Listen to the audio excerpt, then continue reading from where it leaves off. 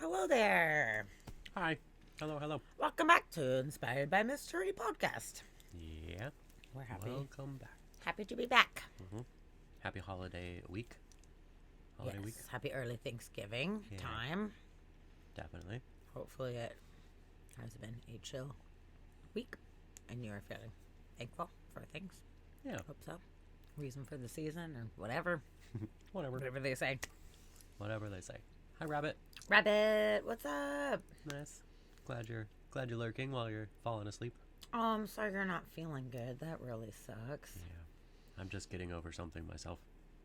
I got some kind of a head cold that lasted like 2 days, 2.5 days, something like that. Glad I didn't get it. Yeah. Hopefully you don't get it. I hope not. Yeah, it was out of nowhere. You just started sneezing and then you didn't stop sneezing. Mm-mm. And now you feel better. Yeah. Weird. Yay. But yeah, Rabbit, sorry that you're not feeling super good. And that's okay if you want to lurk around or if you feel up to it and you want to pop back and say, hey, totally cool. But yeah, we will hold the fort down for you. And we do really hope you feel better for sure. Absolutely. I'm glad that you're feeling better already. That's amazing. Yeah, me too. Yeah, it never got too bad. I just didn't feel good. It wasn't good. Oh, Chid, what's up? Chid was not feeling good either. Had a nasty chest infection. Damn. Oh, no. That's not good. That's pretty rough. Yeah, I thought mine was going to turn into a sinus infection for a second, but it didn't. It went away. So that's good. I'm so glad. That is good. Me too. I was dragging around there for a minute, just not able to move. Yeah, Monday we were bummed to have to not stream. I mean, I could have just done it solo. It would have been all right, but yeah, he was just sneezing and nose running. So yeah. It's fine. It was not going to be pretty on camera. Yeah, true story. So, but we're here now. Well, it's good, but we're here now, and it sounds like hopefully everybody's going to start feeling better. Yeah, I hope so. Yeah, there's a bunch of things going around right now. Well, guess tis the season. I know, I hope I don't get it. Yeah. But if I do get stuff, I hope that I get it before I go on a trip to Europe. Like, if I need to get sick, like, please just do it beforehand or after or whatever. Yeah. That would be a big bummer. That's okay. We still have a few weeks for that, so. We do. You got time. What's the date right now? It's the 23rd, so, like, about 1 month. 1 month and 1 day. Yeah. Sweet. Sick. It's going to be awesome. We're going somewhere. We're doing stuff. Doing things. Hooray. Yeah. It's going to be great. I'm looking forward to it. Totally. Oh, Pluto says hello. Yeah, Pluto's going to come and yell at everybody for a little bit. Hi, buddy. Good. It's nice. Can you guys hear his little mews? It's so fucking cute. Just a little meow. These lights are kind of dim. I'm going to see what I can do about these. Okay. See what I can do about these lights going on up here. Okay. How about if we make them brighter? Did that help? Well, that helped a little bit. Not a lot. Well, it was fun this past weekend. We got to go to Eugene. We went to Eugene, Oregon, and got to hang out with my mom for her birthday weekend, and we did some fun stuff. We went to a drive-through animal preserve, and they had a bunch of awesome animals. It was really cool. We got to see rhinos and hippos and zebras and cheetahs. Yep, saw some cheetahs. Lions. Oh, yeah, we saw lions. It was really cool. Yep. We saw land beavers. Land beavers, definitely. 100%. And a bunch of deer-like animals that have names that I'm not sure of that were very cute. Yeah, an deer, antelope kind of thing. And I got to feed some of them, which was super fun. And the ostriches. Oh, yeah, ostriches. Ostriches are emus. Yeah. One of those.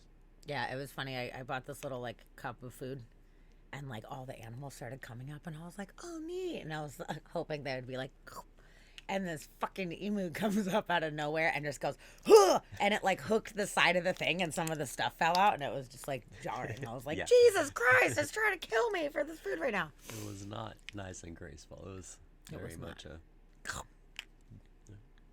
But it was fun. It was pretty fun. Good. And there's some really cute little creatures came up. There was this really cute, I don't even know what it was, deerish animal. I'm not even positive what kind of deer thing, but it was like sitting all majestically in the sun and everything, and like had the food out, and it just got up and like real slowly, like kind of sauntered over. It had these big antlers and came up to the car, and he was all gentle and nice, which was really cool. Yeah. I liked him. He Yeah, was very they cute. were very nice. One of them snuck up on my side. It did. He was staring in my window.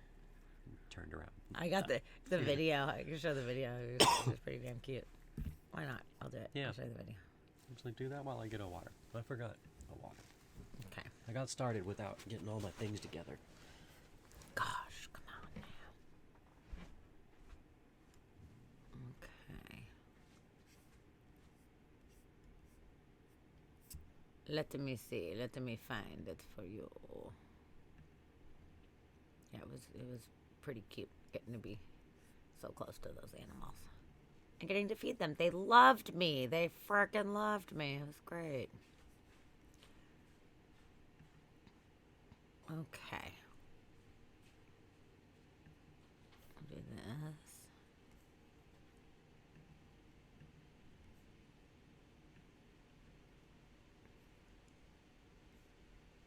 Hi! Look, I got a cup of food and I'm feeding these animals. And there's like a giant animal right here. Hello, you little sweetheart. There's food on the ground. Look down. Look at all these friggin' animals right now. We're at the wildlife safari. Oh, hi. They're so cute. They're so cute. And now I feel like an asshole because I don't have more food. Aww, that little so brown one was adorable. Look, we got this little... The dark one. Obviously, they're all brown, but the little one. And this little cute guy right here. Aww, so fun. Yay! Oh, Dusty doesn't have a friend here. Aw, sorry, friend. That was the one who was looking all cute. Who came up. It was great. I love you. Hey, princess. I am so glad that you are here. Oh, my goodness. Did I read my mail? I did not read. What mail? Which mail?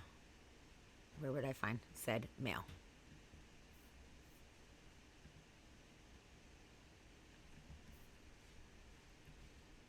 Is it like a whisper? On here? Let me see. I did not. I hope everything is okay. I'm happy to see you back, though. It's been forever. I've missed ya. Do I have any whispers? No, I don't see any whispers. You do have... I thought you had whispers on your Inspired by Mystery one. I thought I saw those whenever I... Oh, I would have to... I'll have to pull it up and check it out. Yeah, which account? Who knows? Oh, you explained your absence. Oh my goodness. Well, tell me which service you sent it through. Was it like through a Facebook thing, or was it through a whisper? Let me know, because I will make sure to go and check that out. I am very happy to see you, though. I have been thinking of you, and I have been missing you. You've popped in my head many times while we've been streaming, and I'm very glad that you are here. And I hope that your explanation was nothing terrible. Yeah, I hope everything is okay. We hope you're We're okay. glad you're back. Hello. Nice Yes, we're very glad you're here. Yay! Yeah. We got Princess back. It's a miracle. Good. Yeah. About time. Now it's a party. Yeah. Now we're partying. Yeah.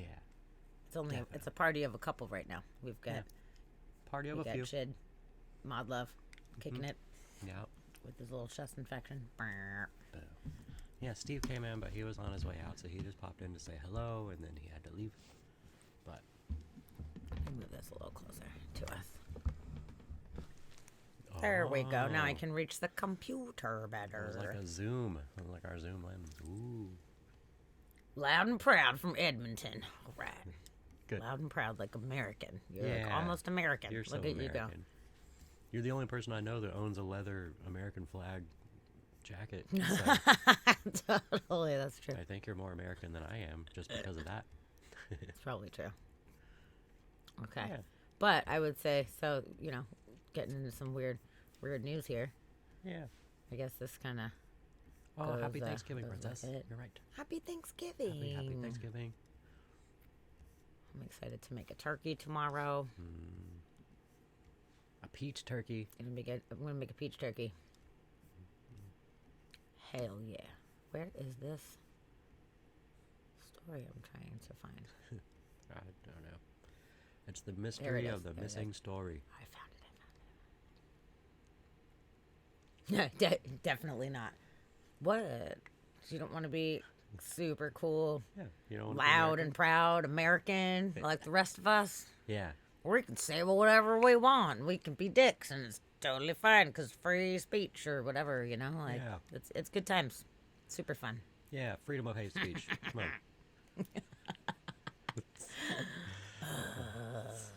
Weird world we live in. Yeah, the peach turkey is probably going to be pretty dang good. Yeah, I'm looking forward to that. Definitely. Probably put some cinnamon and cloves and stuff like that in the butter under the skin. So it'll be like a spiced peach, like pumpkin pie spice. Yeah. But peach. Oh. And the gravy, it's the best friggin' part of turkey making, like my own special kind of turkey, because the gravy is like fucking bomb. So, excited about it. It's gonna be good.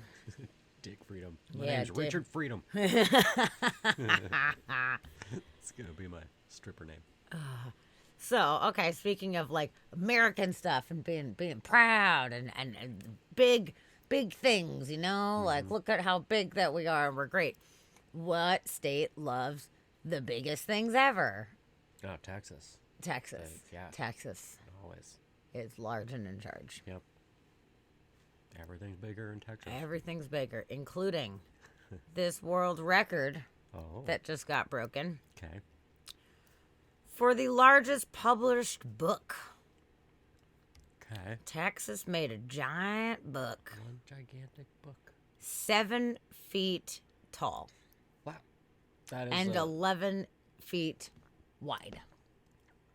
When open or closed? Open. Okay. I believe. That is a big book. It's a big book. Now, what I originally was guessing was it was going to be Texas Pride History or some fucking propaganda or whatever, which is like 80 million reasons why Texas is the best. It just says remember the Alamo. Right? A whole bunch of times. Any words in the book?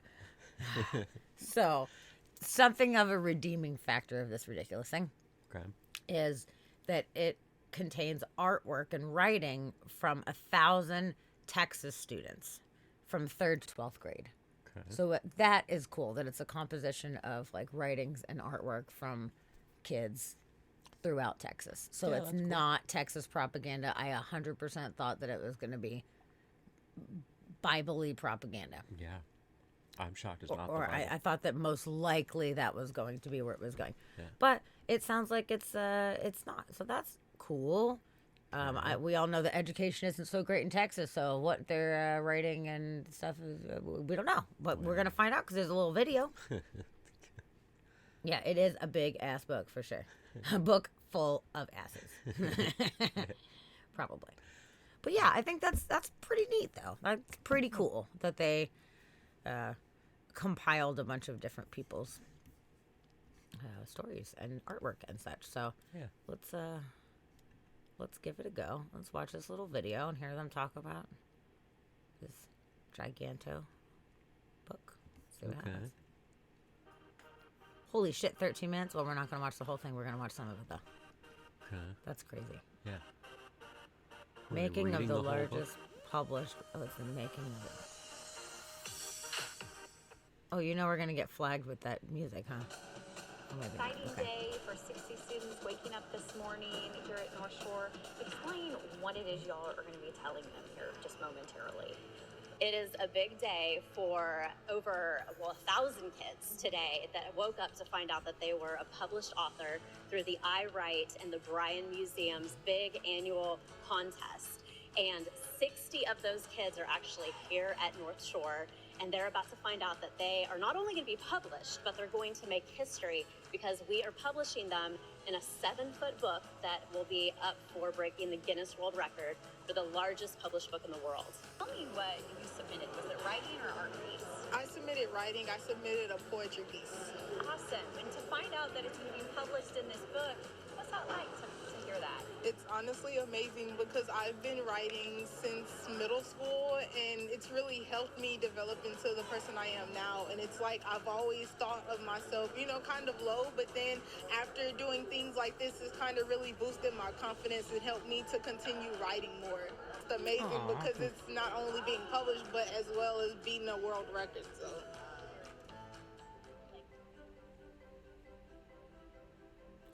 Oh, she got chosen for the Editor's Choice Award and will be winning $2,000. That's awesome.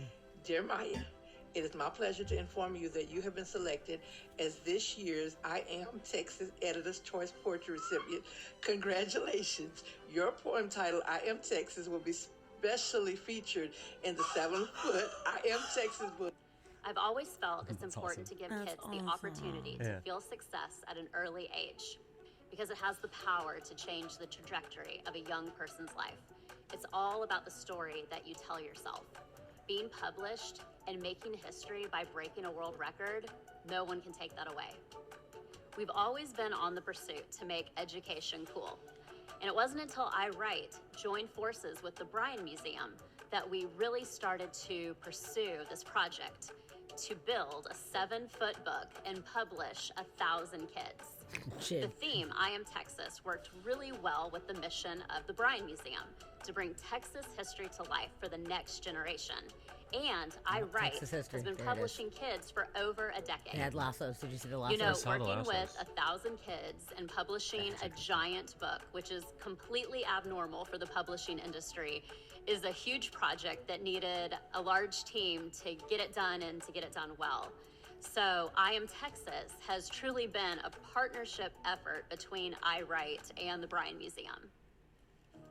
All right. It's okay, it's not so just it is writings and wonderful to poetry, have it's everybody here from I I Am Write Texas, and so the it still Bryan has that Museum today in person. that big pride to it. Now That that we have Yeah. announced Well, all was that the name of the 1,000 book, or was that just the name of the published girl's authors and poem? illustrators. Yeah, Oh, all no, the it is the name winners of the are on book. the So site the by articles. category, story, poetry, and art. And now we can start working with Shriners Texas Center to work on the regional winners, since Brad and Chris both let us know who Editor's Choice and our featured artist will be. Yes, and I spoke to Sophia, our featured artist, and she's agreed to be in the art auction.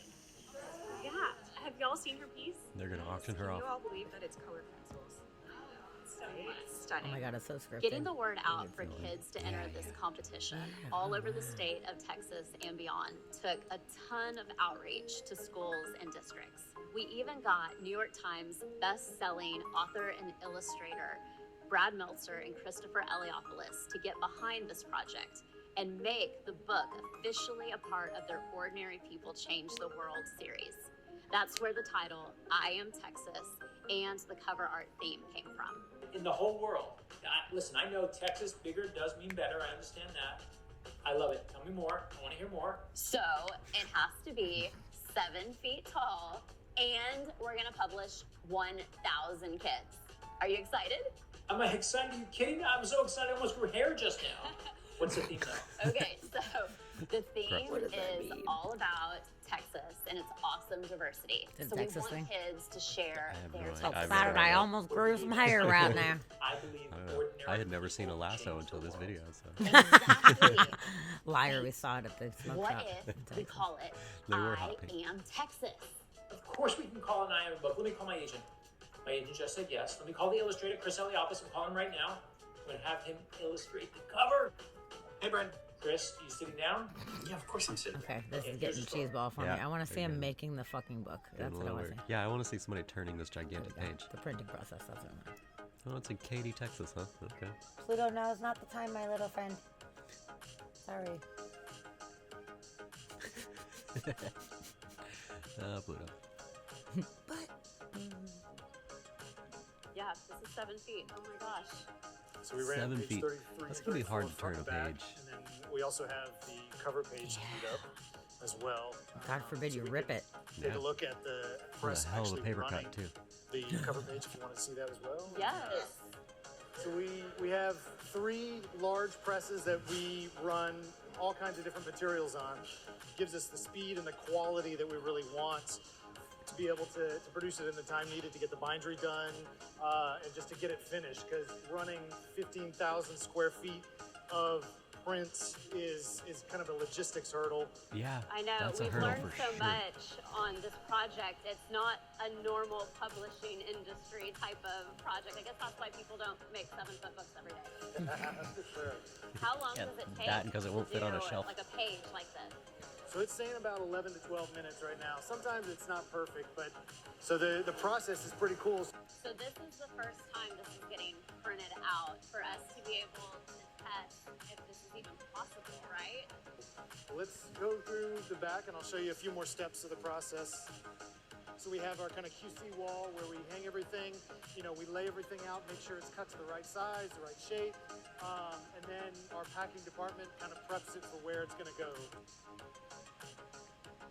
That actually would be a really interesting job for a printing Now press. we see that Yeah, this let's do is truly something different. possible. Yeah. After the book pages were printed, which took about a week once the files were processed, Boxmark delivered our book to Bella Beccio Bookbindery in Houston to start on the binding process. All right, so we're here at Bella Beccio Bookbindery, and Say we are that going to 10 see the times book fast. Yeah. after it's been at the printer being put together. So we're going to meet Deborah and her team, and we're going to see how it looks being produced. So do you guys want to see how this book is stitched? Okay. Yeah, I Let's guess. get Alberto in here We're and on he can camera, show us so- how to stitch the book with thread. And this is linen thread that we're using. Thread. And he's going to go back over some stitching just Oh, to make thanks for sure that it's resub, really, Princess. really. Thanks, Princess. durable. I'm so glad that you It's really are cool. so with us again. We're so Now, glad you're back. we also glue Thank you, the spine sweetheart. first because we don't want all these pages to shift. So you think they while use like a we're drill stitching press or it. something to drill The way these holes were made through all was of with them? a real drill. So we had to drill the holes Okay, there you go. through the Yeah, I think paper. so. I'm gonna go yes. Well, this is a linen thread, which is Oh yeah, used in shit. It's Texas. Don't just you know about they all the don't books give we use, half or of a all the shit books we stitch. about It's CO2 very or strong. any It's also environmental archival, impact. so it's not going to Environmental fail, care in is 100 for years or liberals, 200 years. and liberals are the devil. Yeah. So. Solely responsible for a typhoon in Bali. What? Yeah. For sure. Because it's got to be bigger. You got to be big and the best. Did they say what the paper's made out of? Like, is it just a regular paper? I didn't hear them mention it actually. Because I feel like at that size, paper would be too fragile to get ripped unless it was super thick, I guess. Yeah. Like, I wonder if I would it's hope a, they use like some kind of plastic-based thing or something. Yeah, like if it's a vinyl or a linen or something. Yeah. That would make sense. Because, yeah, it seems like it would rip super easy. Because that's going to be heavy. If that's paper, that one Oh, sheet's for going to be sure. heavy. You're right. Wow, this is a ridiculously large book.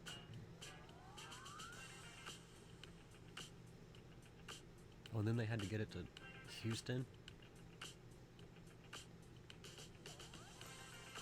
I love writing. I'm excited. I'm glad I get to speak in front of people and inspire them.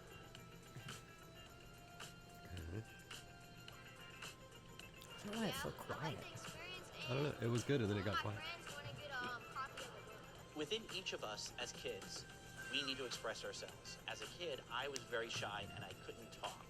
So by using art and pictures and words, I was able to express myself, and hopefully these kids bring that forward themselves and express themselves in all new ways in the future. I've never had people ask for like my signature or like just want to know like a story that I wrote. I'd encourage any kid to like write a story or do an artwork because it's just fun to do. You don't know if you're going to be one of the 1,000 kids winning, and you get to come here and see everyone and just like have a good time with your family. You have a measurement of 7.48 meters.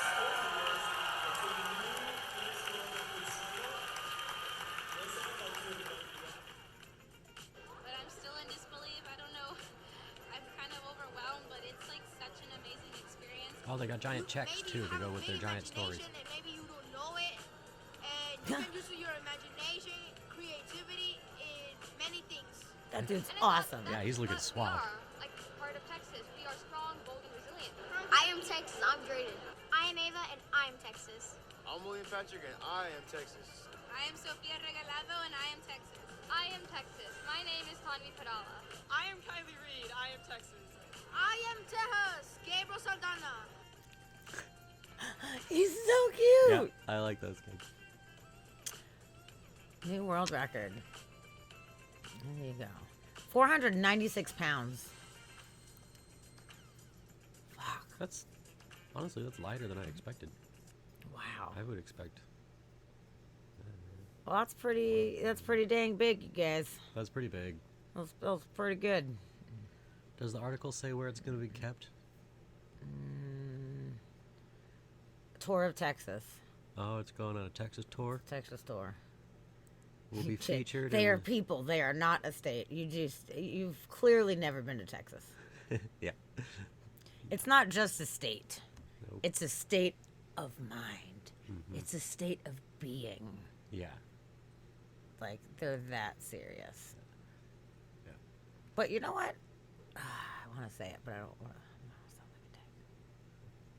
I'm just glad that there was diverse types of people in this book. I'm extremely glad for that, because if certain people were in charge of it, the I Am Texas would have been a lot more pale skin tone across the board. Yeah. And I really hate to say it, but it is kind of true. So I am happy that they have a lot of diversity, cultural diversity, that we're contributing to this book. Because that is true. That is Texas. Although some folks in smaller towns would prefer not to recognize that. Yeah. They would like to think that Texas is all white. And Yeah. it's not. That's what I thought. It was kind of funny that they had, like, Mexican, like, I guess Latino people. They're Mexican. They were right there against the Mexican border at Houston. So I thought it was funny they had them on there and saying, like, I am Texas, and most of Texas wants to get all of them out of there. I know. Like, that's... So this is good. It's nice that the ridiculous, people but that that's were awesome that- facilitating this wanted to show all the diversity. It's really great. Yeah. Yeah. Yes. Cool. Okay. Yeah, Princess will read that. Yeah, it's just that What- on the account, it'll pull it up on this screen, and it'll be there for everyone. So because it's only on the computer that we're using, but Is it? we will read it. Is it like? It's in the Inspired by Mystery Whispers. It is okay. Yeah. Is it something we need to read right now? Is there something in it that would be like to be shown? Did you send something else over, or is it just what you were saying previously? Your explanation. Let me know.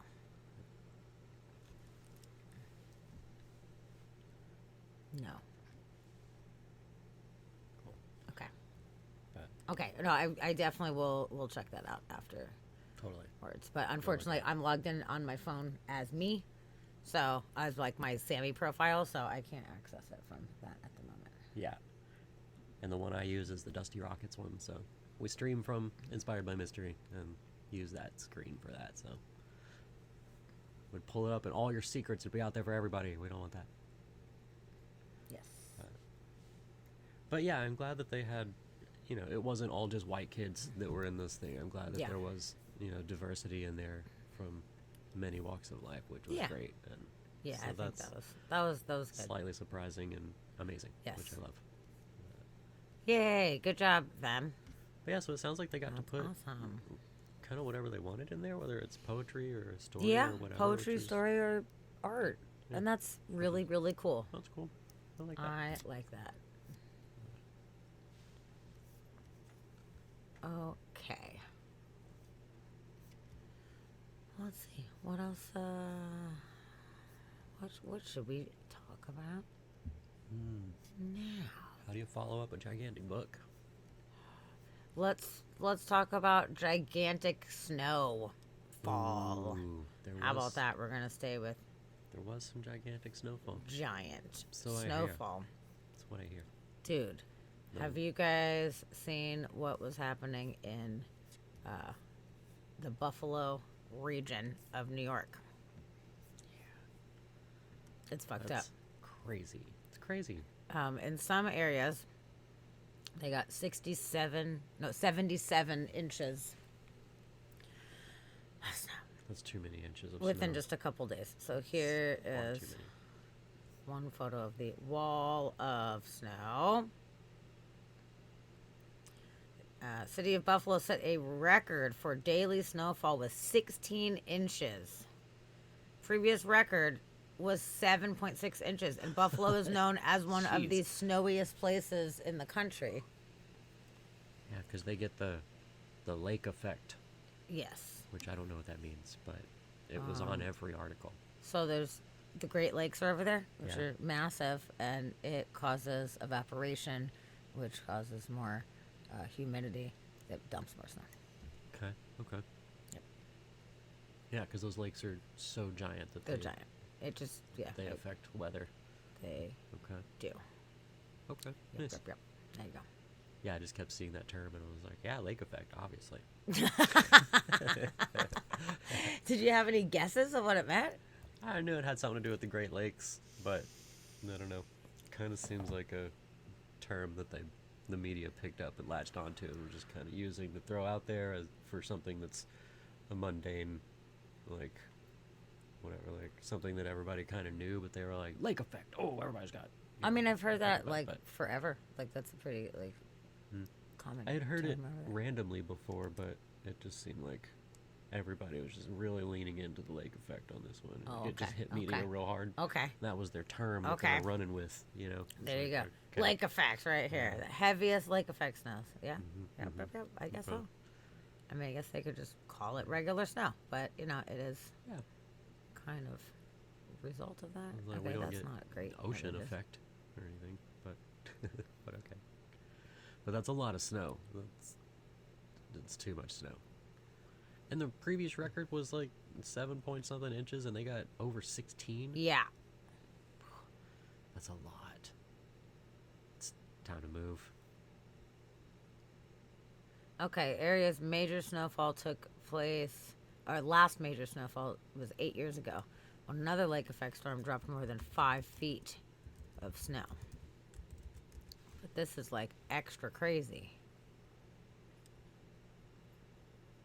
What's going on there? I mean, now that you mention it, now I'm noticing the fact that they are using it very frequently in the Yeah, article. it just seemed like the hot term. It was in all the headlines and like all of it. It just seemed like a media latched onto it.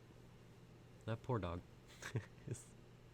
See, like these photos, though, like I don't feel like this is showing anything in any way out of the ordinary for there. No. It's just like a person on a snowy street in Buffalo. Hold on, I have some other articles that. Yeah, that was kind of a lame photo, but kinda look at all this snow that looks normal. Yeah, This like is I what mean, we it's always Buffalo. They have snow all the fucking time. Photo was from like 3 years ago. Right? Yeah. So this is the top of a fucking car. That's kind of a lot of snow. Okay, so this is the final snowfall tallies. So dang, this showed over here. Boom, a bunch. That got hammered over there. So that's, what color? Is it this one? 60 to 72 inches. Lord of mercy. Gross. Yeah, that's kind of a lot. Oh, Okay, so this is from the 16th to the 20th. 81 inches. 81.2 inches. These went up since I saw it the other day. They edited it because they were like "Ah, this is kind of our guesstimate because they hadn't been able to do like official tallying. Yeah. But 81 inches. Are you serious? Hamburg, too. I don't know where Hamburg is. It's not Germany. This is definitely not in Erie County. Holy shit. Orchard Park, which is the stadium. I don't know which sport, but I know it's a big stadium. I think it's football. But because they had to go. Is it football season right now? Which sport is it right now? I think we're just coming out of baseball. It's football's going. It is? Okay.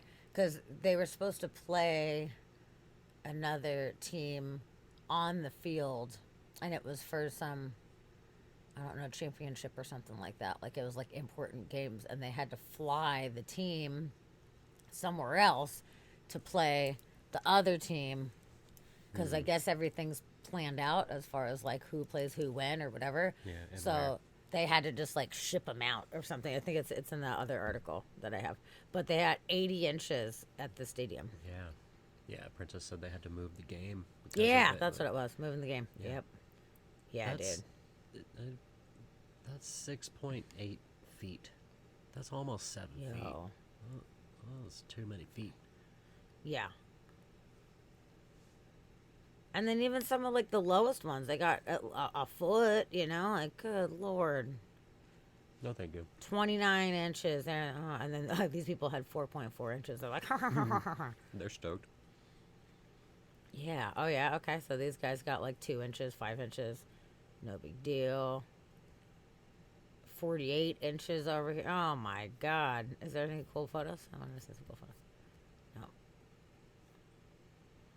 Oh, let's see.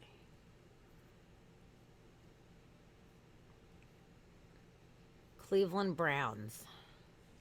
Yeah. Cleveland Browns are the ones. One of the that won. worst football team names in the whole sport. Oh. The Browns. Boring. What is your mascot? Just like a crayon? Well, it's the same. That they got 36 inches of snow. Oh, we can't really see those in the thing. Oh. You should do the large thing. Oh, I could. They're square.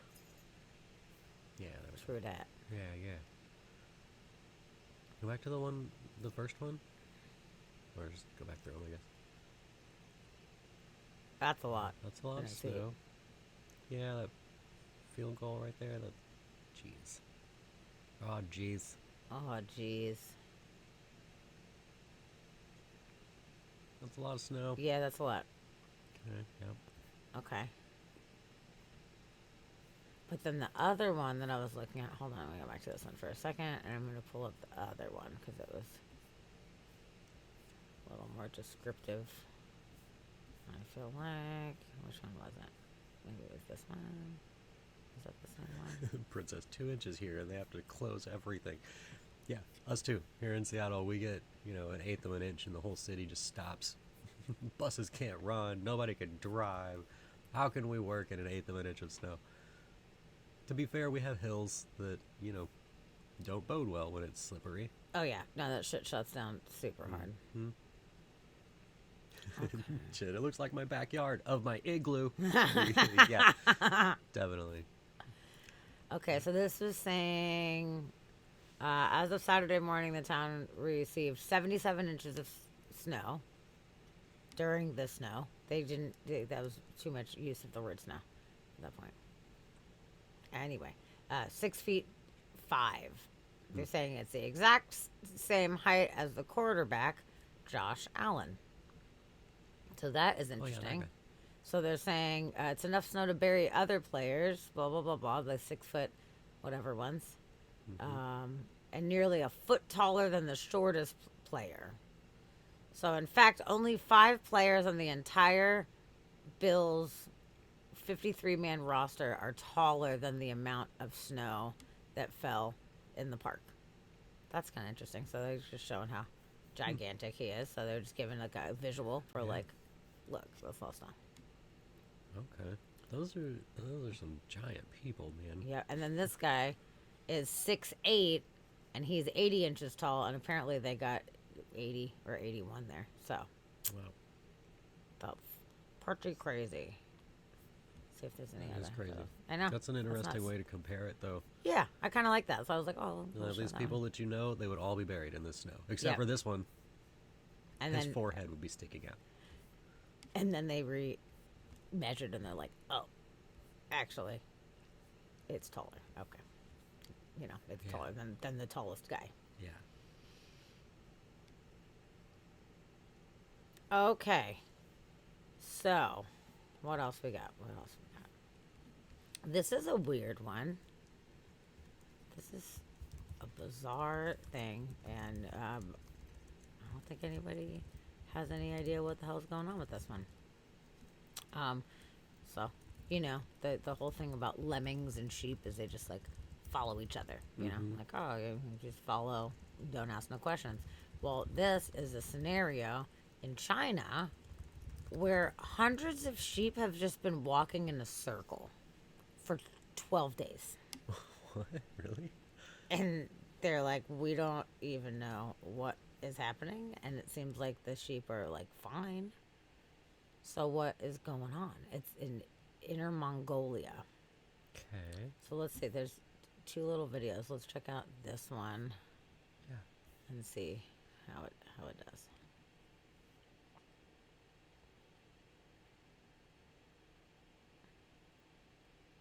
Okay. They're not circling at the moment. These are not circling. They're going into a circle, though. These ones are going into a circle. Oh, so this is just showing a guy using drones to herd his sheep. So that's not actually herding with drones. I hate how they do that. They Has make you nothing to think do. that it. No, it's very annoying. Okay. Okay, here we go.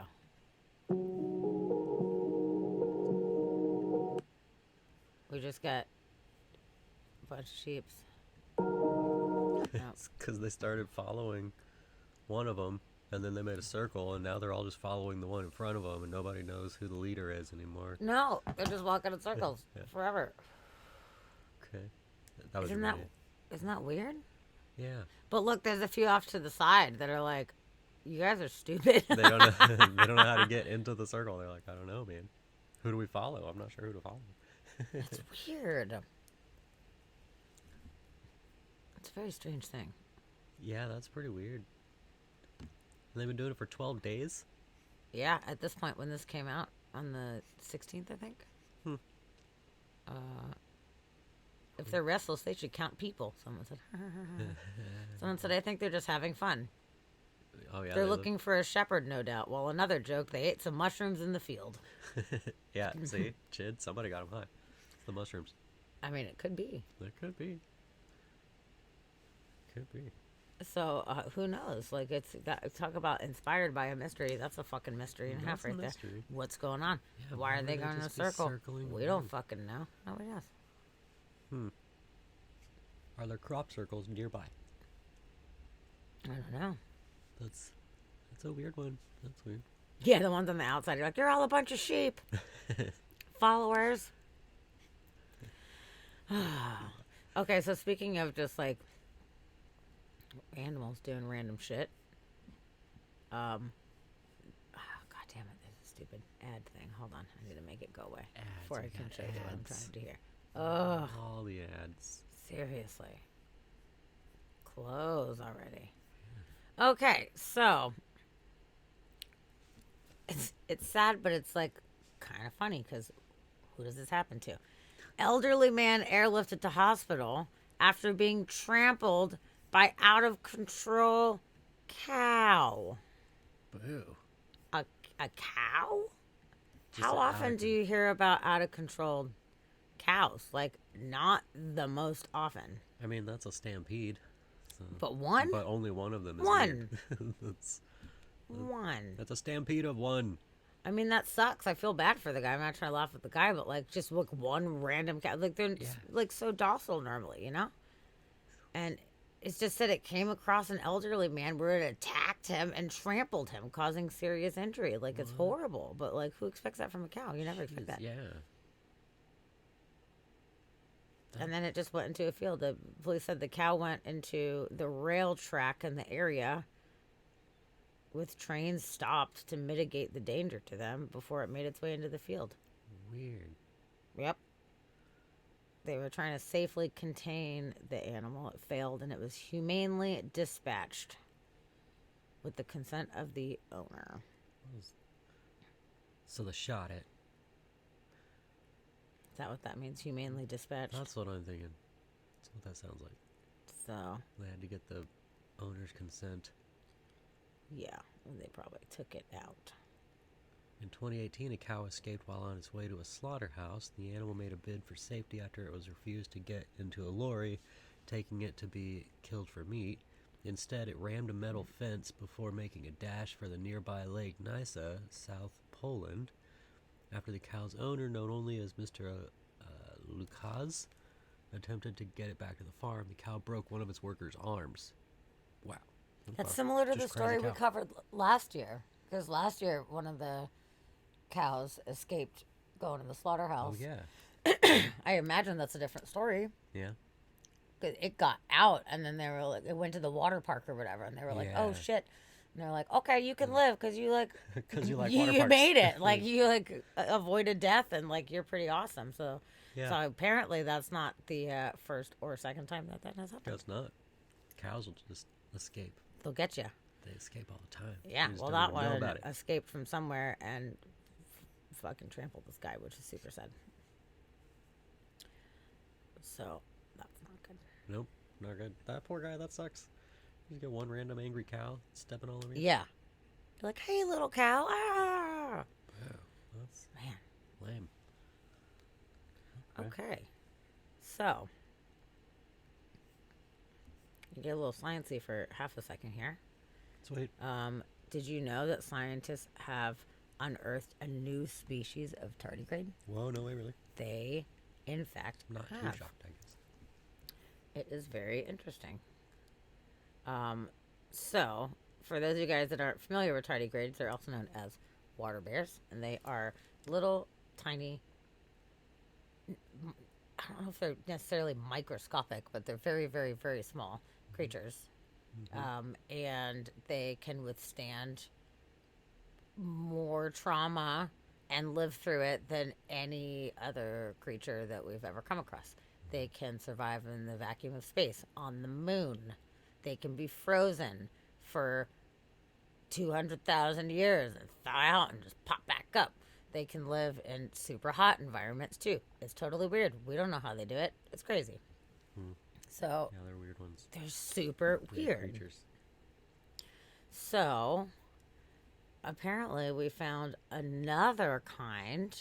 It was a previously unknown species that was adapted for sand dunes. Oh, weird, really? Okay, that's So a weird there's place. there's a couple different kinds that it seems like they've been working on, and then they're suggesting that some tardigrades find habitats to colonize by riding inside snails. What? Yeah. That's a that's a whole new means of transportation. Super Okay, weird. I like that. But this new one was found in Finland, where researchers found it living on lichen and moss in a dune forest. So, the landscape of that region, the Ruka National Park, has been shaped by glaciers and wind, forming dunes and other features. Blah, blah, blah.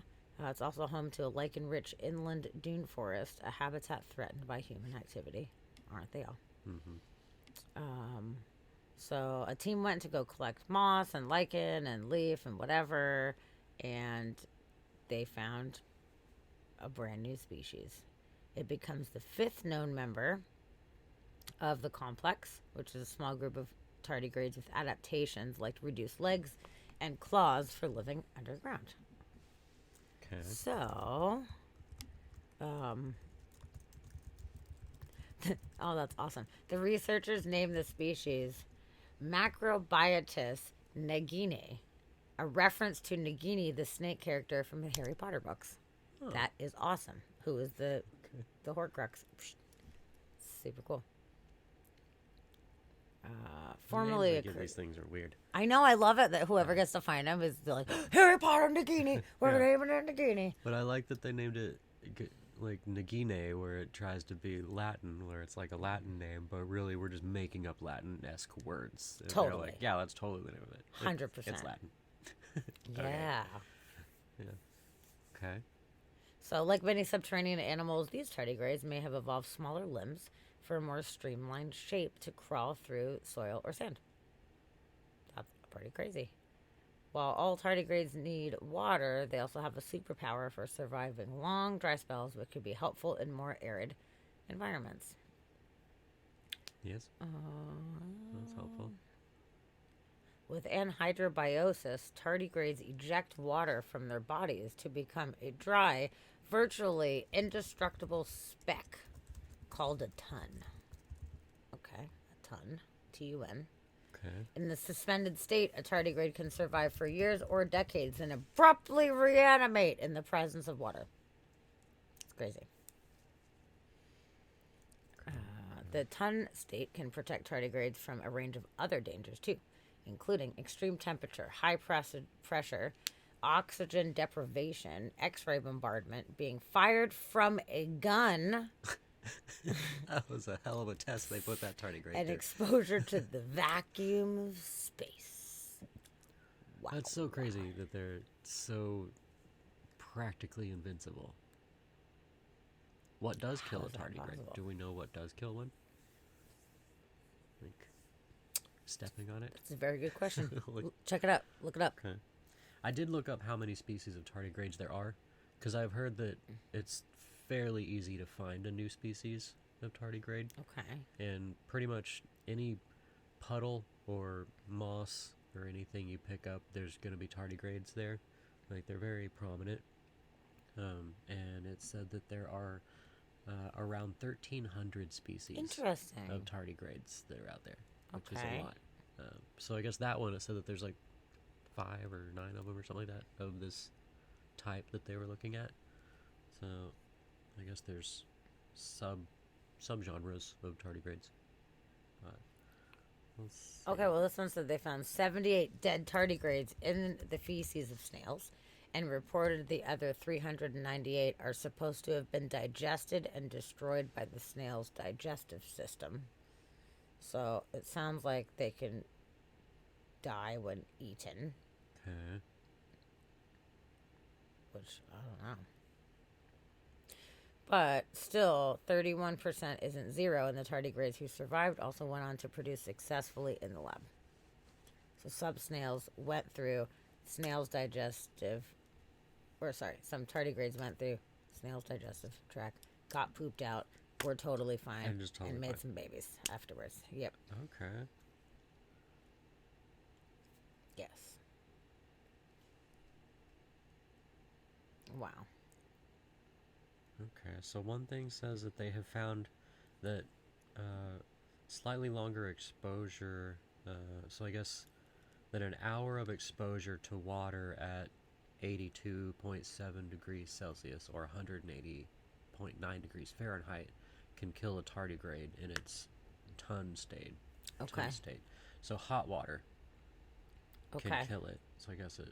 But for a boils it. prolonged amount of time. Yeah, it's got to be there for like an hour. They can endure radiation. They can endure temperatures ranging from 212 degrees Fahrenheit to 459 degrees below zero. Jesus. But not extended amount of time, I guess, as the last research project showed. They can be exposed to deep pressures below the ocean. They can be dried out for a decade, and even in the vacuum of space. So they can be dried out for a decade and then brought back. So, what can kill them? It says that these researchers concluded that pretty much the only way that tardigrades could be wiped out is if Earth's oceans were boiled away. They looked at 3 potential space disasters that could accomplish this devastating end, being asteroid, supernova, or gamma radiation. And those are going to be the main ways that you'd be able to actually take out tardigrades. And it's if they boil the oceans, because it would boil away their source of food, and then so that'd be their source of food. They also need water and air. So if you take away water and then they don't have any air to breathe, then they're not going to make it. But that's about it that they've found. You know what? This makes me really think, though, that, the whole idea that we exist because comet or asteroid hit the Earth, dropped off some kind of building blocks of life or whatever, and here we are to tell the tale. Mm-hmm. If tardigrades can survive in the vacuum of space with the coldness of space, they go into this, hibernation thing or whatever, I don't think it's a crazy thought to think that they came from somewhere else. Like, they sound like they came from somewhere else because they're one of the only creatures that we know of that can survive a journey like that. Yeah. That doesn't necessarily have to be encased or locked in ice. Yeah. Because some other things that have to be like frozen in order to be preserved in that kind of way. So I'm going to go ahead and vote that most likely tardigrades are alien and survived a trip across the cosmos. Yeah. So this, I was wondering how long they could survive in their ton state, and so that they've tested them for. They reanimated them after over a decade of drying them out. They said that one dehydrated group of tardigrades was reportedly taken from a museum sample of dried moss that was more than 100 years old, and then they were brought back to life.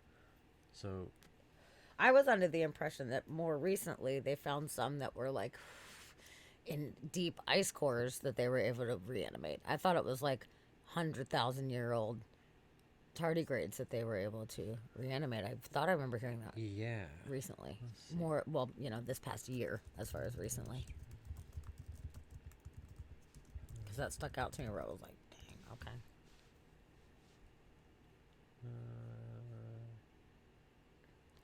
This one says scientists revived tiny animals that spent 24,000 years on ice. It wasn't a tardigrade though. It was. I did hear about that. It was some kind of a bacteria or something.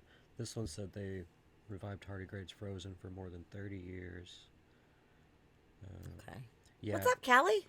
Hi, Callie. Welcome. We're talking about tardigrades. We're so Yeah. glad you're here. Hooray. We always love having you around. Yeah. And shit, you're so funny. Forgot to pay your exorcist bill. Gosh. How could you forget something like that? Let's see. So was this tardigrade? Repossessed. I don't know. It could have been mistaken, but I was pretty sure that I read that somewhere. Oh well. Either way, how Yeah, I fucking don't- neat. I They're don't think resilient those little bastards. And actually, let me show you a photo of the most common one that we're used to seeing. Most common tardigrade? Yeah, like the images that we see all the time of the tardigrades. These guys, right? Right, meow. Oh yeah, that guy. Super cool. There you go. Booyah. Yeah. Little water bear. Yeah, also Or- known as water bears. Or a moss piglet. Nature's great survivors. They are great survivors, but look at it go. Doesn't it look like a little friggin' alien? Yep. I did a painting one time of one. There was a show that was like a water drop show. Somebody cut a bunch of little wood-shaped water drops, and they gave them to a bunch of different people, and people painted whatever. You could paint whatever you want on them. And I was like, oh my God, I'm going to do a tardigrade in water because they're, found in water a lot. And my friend, he grabbed them for me from the show. He's like, hey, I got them. I just put them up on my wall for the meanwhile until you get them back. And he was like, dude, you can just have the tardigrade back, man. He's like, it just looks like a little butthole and it freaks me out. I'm just staring at it all the time. It looks like a scary butthole creature that's just staring at me. And I was like, really? This tardigrade. I was like, oh my God, you're so funny, dude. Okay. I was like, I think it's awesome. I used this as a reference and painted it, and it was like pink and green and whatever. It was like fun colors, and he was just like, you're freaking me out. Whatever. So he's got a little sphincter-esque mouth. Whatever. But yeah. Yep, there you go. Oh, thanks, Callie. Yeah, we try to learn, things that are interesting. Oh, thank you. I've always said I don't know a lot about any one thing, but I know a little bit about a lot of things. Butthole creature, band name. Butthole creature. That's a good one. That's a good one. That's a good one. But no, thanks, Callie. I really appreciate it. Yeah, we do know a lot of different random things, but we don't know all about all the random things. But just enough. Always more. Just enough. Yeah. Just enough to sound smart.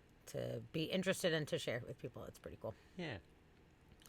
So yeah, there was tardigrades on the moon, by the way. In case you're wondering if there's tardigrades on the moon, the answer is yes. There are. So there you go. So, okay. New tardigrade species. That's a miracle. That's awesome. Hooray. Yeah. 13,001 species now. Yep. How cool is that? Yeah, Chit, I'm with Princess. You can have that band name. That's all yours. Sphincter-esque mouth. That's really funny, dude. I do like the fact that you spelled out funny. sphincter-esque, though. That's pretty good. Oh my god. Well, speaking of the moon, a very exciting thing is happening. Finally, after a long wait and many botched launches, the Orion spacecraft has officially made it to space and going to the moon. Yeah. This is super cool. This is the first time in 50 years that we are sending anything to the moon. So it's just doing like a flyby, right? It's like circling, or is it touching? I down believe something? that this one is doing a flyby, and it is unmanned right now, and it is basically testing all of the stuff to make sure that when we do send a manned mission, that it will be good to go. Yeah. So. Okay. So That's yes, it is a test flight. So, let's see. That says on the third day of the Artemis 1 mission, Orion maneuvered its solar arrays and captured the moon with a camera mounted at the end of the array. Ooh. We've captured the moon. Yes. In a photo. Okay. So it's a 25-day trip to the moon and back. Oh, no way. It returns to Earth on December 11th, which is my birthday. Cool. That's fun. That's a good present. Yeah, that's pretty neat. It's 25-day trip? That's pretty fast. I felt like that was slow. Why? It takes a long time to get to the moon, dude. How long does it take to get to the moon? It takes like... I knew it took a minute, but I bit. didn't think it took, it's half of 25. 12.5? 12 and a half? 12 and a half days to get there? How long I didn't think it was that long. Honestly, I thought it was like 4 or 5 days to get to it. That's not counting orbiting it and returning or anything, but I thought it was only like 4 or 5 days to get to the moon. Meet the what? It's trying to give me directions to somewhere. That's not what I'm trying to have happen. Turns out it takes 15 minutes driving. What the fuck? Yeah, that does not make sense. Okay, let's see. I was trying to see on here. Yes, accept all. Leave me alone. God, the internet is so much more annoying than it was when I first started. Yeah, right. I remember being like, wow, I hate commercials on TV so much. It's so neat that you can go on the World Wide Web and there's no, like, advertisements. That's so cool. Fuck. Okay. So, let's see. Yeah, it took Apollo 11 4 days and 6 hours and 45 minutes to get to the moon. With astronauts. Okay.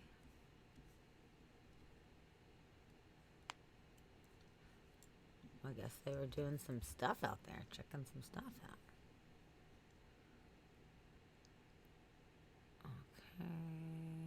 They're working to troubleshoot some small glitches, such as occasional problems with Orion's star tracking navigational system that are likely due to damage from space radiation, as well as some intermittent issues with the electrical system that ferries power from Orion's 4 solar arrays to the capsule. Okay, this is inside the capsule. The mannequin, known as Moonikin, watches over the control panel. It's Moonikin. Moonikin. It's a Moonikin. I love it. Good. That's fun. Oh, it's really funny. Those scientists are so funny. That is great. On November 25th, it will burn its engines to send it to the second part of its trip, a distant retrograde orbit of the moon that will carry it 432,000 kilometers from Earth at its farthest point. Okay. So it went out there, it's probably do regular orbit, switches directions, does a retrograde orbit, and then I guess we'll come back is what it kind of... Okay, so it's a 25-day trip, but it's doing doing things while it's out there. Yeah. Okay. Yeah, I thought that was... It wasn't just like a hi, bye yeah. kind of scenario, you know? Yeah, I had in my mind that it was going to go out there and, like, orbit around once or twice and then come back. But, yeah. Oh, look, Moonikin is watching over the control panels, and a small stuffed Snoopy doll floats as an indicator of zero gravity. So they have a little Snoopy doll just floating around the capsule. That's fun. Well, that's fun. Okay. They'll have a video out soon. It is not out yet. And it's the first in a series of missions that NASA intends to launch as it prepares to return astronauts to the moon. The next flight of Orion Artemis 2 is meant to carry 4 astronauts around the moon and back as early as 2024. After that, Artemis 3 flight aims to land humans at the lunar South Pole in the first crewed landing since Apollo 17 in 1971. Yep. Yep. Okay. So, yeah, that's pretty neat. A miniature Japanese moonlander named Omotanashi. That's a good name. I like that. Oh, but it began tumbling out of control and was declared lost by the Japan Aerospace Exploration Agency. Boo. Aw. Omotanashi is floating around by itself in space now. Okay. But we're going back to the moon. That's pretty neato. Yeah. I was given mod responsibilities beyond me. Yeah, I don't know about that. You're so funny. I don't know. But look, that's what the Earth looks like from out there. That's cool. Little blue marble. Look at us just hanging out. Yep, the blue dot. Yeah. Pale blue dot, as Carl Sagan says. Oh, yeah. Is the little Snoopy in here? Can we see Snoops? Oh, there it is. Oh, yeah, there he is. Ha ha ha ha, Snoopy. He's Doll right there. floating around over there. Awesome. He has a little astronaut He has suit an on. astronaut outfit on. Oh, Oh my god. That's good. You got to be prepared. Yeah, you can't just go out into space willy-nilly. You need a spacesuit. Can you imagine having to be stuck in this little capsule for 25 days if you were an actual human, though? Nope. That's that's rough. That's a rough one. I would be stoked. I would do it because I'd want to go see the moon and I'd want to go to space. I would do it, but I would be very, like, claustrophobic and uncomfortable. You don't even like when your shoes don't have zippers. I don't know. That is 100% true. I don't know how you would hang out in that thing for 25 days and not be able to go anywhere. As long as I had sandals on for the experience, Yeah, you're gonna have to have I'd space be sandals. okay. Yeah. My spacesuit needs sandals. Otherwise, not going. No, if I had to be in the spacesuit the entire time, I don't think I could do it. If I could, I mean, if it's like pressurized and you're good, and I could just be like, you know, in the International Space Station, they're wearing like regular clothes and doing their fucking thing, I'd be okay. Even if it was a smaller space, like I feel like I would be okay. But if they're like, you have to wear the spacesuit the entire time, Yeah. I'd be like, I don't know if I can do that. Yeah. Could you do it? Probably. Oh, thanks, Chad. Aw, thanks, Chad. Mod tax. Yeah, pay your mod We taxes. appreciate it. Thank you. Yeah, that's awesome. Yay, Thank that's you so the much. best. 1,000 bits. You're the best. Fucking sick. Thank you, friend. Metal love. That's a metal love. Cool. Well, that's neat that it's crashing back on my birthday. That's kind of Yeah, neat that's birthday awesome. present. That's pretty bad. I like that. Yeah. I wonder if we'll be able to see it. Oh, I wonder if there'll be where it comes by.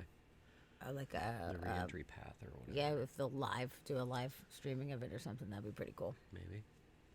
Yeah, depending on where its window is, might be able to see it come back in at some point. That I don't would know. be That'd the be super cool. fucking best. You know what else would be the fucking best? This is like the best. You guys, okay. I know you just gave 1,000 bits. That's awesome. But what I really need is $1.65 million. I'm just saying, I need $1.65 million. You can just have some extra bits hanging out. I'm down to do something badass. If I had 1.65, actually I need a little bit more. Yeah. to do Make full it even justice. two. Okay. Even $2 million. Simple. Why do you ask? Why would I need 1.65 to $2 million? Why would you need that?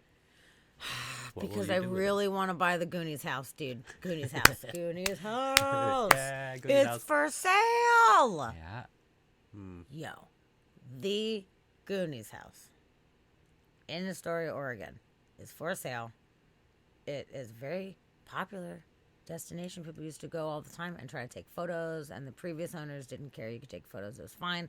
Then these most recent owners, they've owned it for 10 years or something, they were all like, man, we don't want people taking pictures. It's our private residence. Like, you bought the Goonies house. Get off my Goonies You land. didn't buy a regular house. You bought the Goonies house. So, like, deal with it. So they don't want to deal with it anymore. They're like, fuck it, we're out of here. So the house is for sale. Yep. And I want to make a Goonies themed Airbnb / whatever hotel of some persuasion, bed and breakfast, what have you, and make it all super piratey and super Goonies-ish. And that way, not only am I going to not tell people to get off my lawn, I'm going to say, you can give me money and you could stay in the house. Like, you can come in. You can sleep there. You can take selfies all over the fucking house. Totally. That's what I want to do. That's what I want to do. Okay. But I need like $2 million. Yeah. Hi, Plain Toast. Plain Toast, what's up, bud? We're soliciting our viewers for $2 million right now. So, you know, if you got $2 million, let us know. Shit, Chid said he could move here and we could sell our house. Oh, no, we could sell Seattle. If we sell Seattle, then we can buy this house. I thought you meant just like selling our house. Like, if we sold our house and then Chid sold his house. No way. I'm keeping and this we all house. had the money. Then we could put it together and maybe do it, you know? Yeah. I'm keeping this house, but we'll sell Seattle. Who wants it? I'll sell Seattle to anyone who wants it. Yeah. $2 million even. It's yours. He said him and Tavia might have to rock, paper, scissors for the couch. Yeah. No, I'm serious.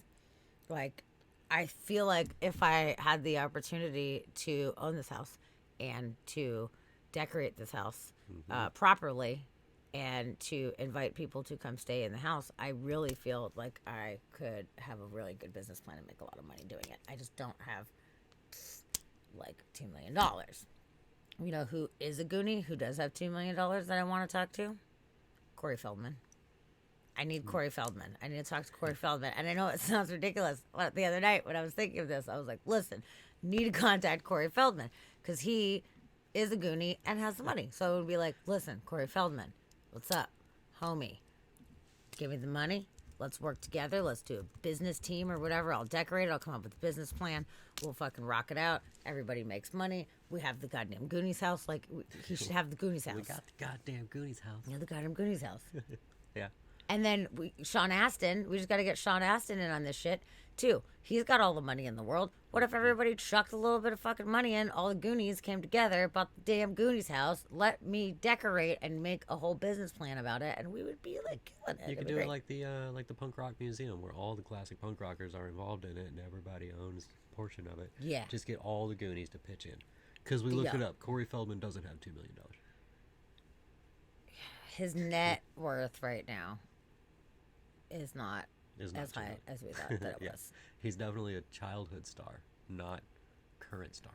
Well, Sean Astin, though, he might be doing good from Stranger Sean Things. Astin is doing real good. And Lord of the Rings and all the things, like, he's good. He's good to go. Yeah. We need Sean Astin also. Pretty good. But I think to get into the Goonies house, if you're going to be staying there, the truffle shuffle is required at the door. Yeah. I was joking that you get a discount if you do truffle shuffle before you come in. Yeah, and Josh Brolin, too. Oh, yeah? Plain Toast. If it's haunted, get Zach to buy it. Holy shit. Yep. I don't It's think I haunted could by a handle pirate. that fucking guy Yep. for very long at all. I don't know about that. That's funny, though. That's very funny. You're right. He would buy it if it was haunted. Yep. No, I really wish genuinely that I knew how to contact these people to see if everybody wanted to fucking pitch in. And it would be like owned by the Goonies. That'd be fun. And they probably don't want to have to deal with, you know, decorating an entire fucking place and figuring out, like, hiring people to work it and doing the whole thing. Like, I would do that part. I would totally do it. I could kill it. I could fucking kill it. It'd be great. So if anybody knows how that I can get in touch with any of the Goonies, Twitter. maybe even Cyndi Lauper, also potentially. Oh, she's at the grand Cindy opening. would probably be in. Oh yeah, we would have her fucking performing, dude. Yeah, from the roof. I got plans. We got plans. We'll set her up on the roof. She's performing. Yes. It's gonna be great. That'd be so rad. Yeah. Get short round in. And then whenever you ring the doorbell, it goes, Andy, you Goonie. Every time. That would be great. It would be great. Or $50 bill. That's the one. Yeah. That one. Oh, I love it. I love it. I love it. It's see? seriously, See how fun it's this can like be? one of my absolute favorite movies of my whole life forever. Like, I've seen it so many fucking times, dude. What And if the like, doorbell was it's the bones? not even that hard. You have to play the bones to get in. That'd be fun. If we don't get it right, we'll all be flat. Yeah. Yeah. So I think it's great. Let's see if I can show you some of the photos here.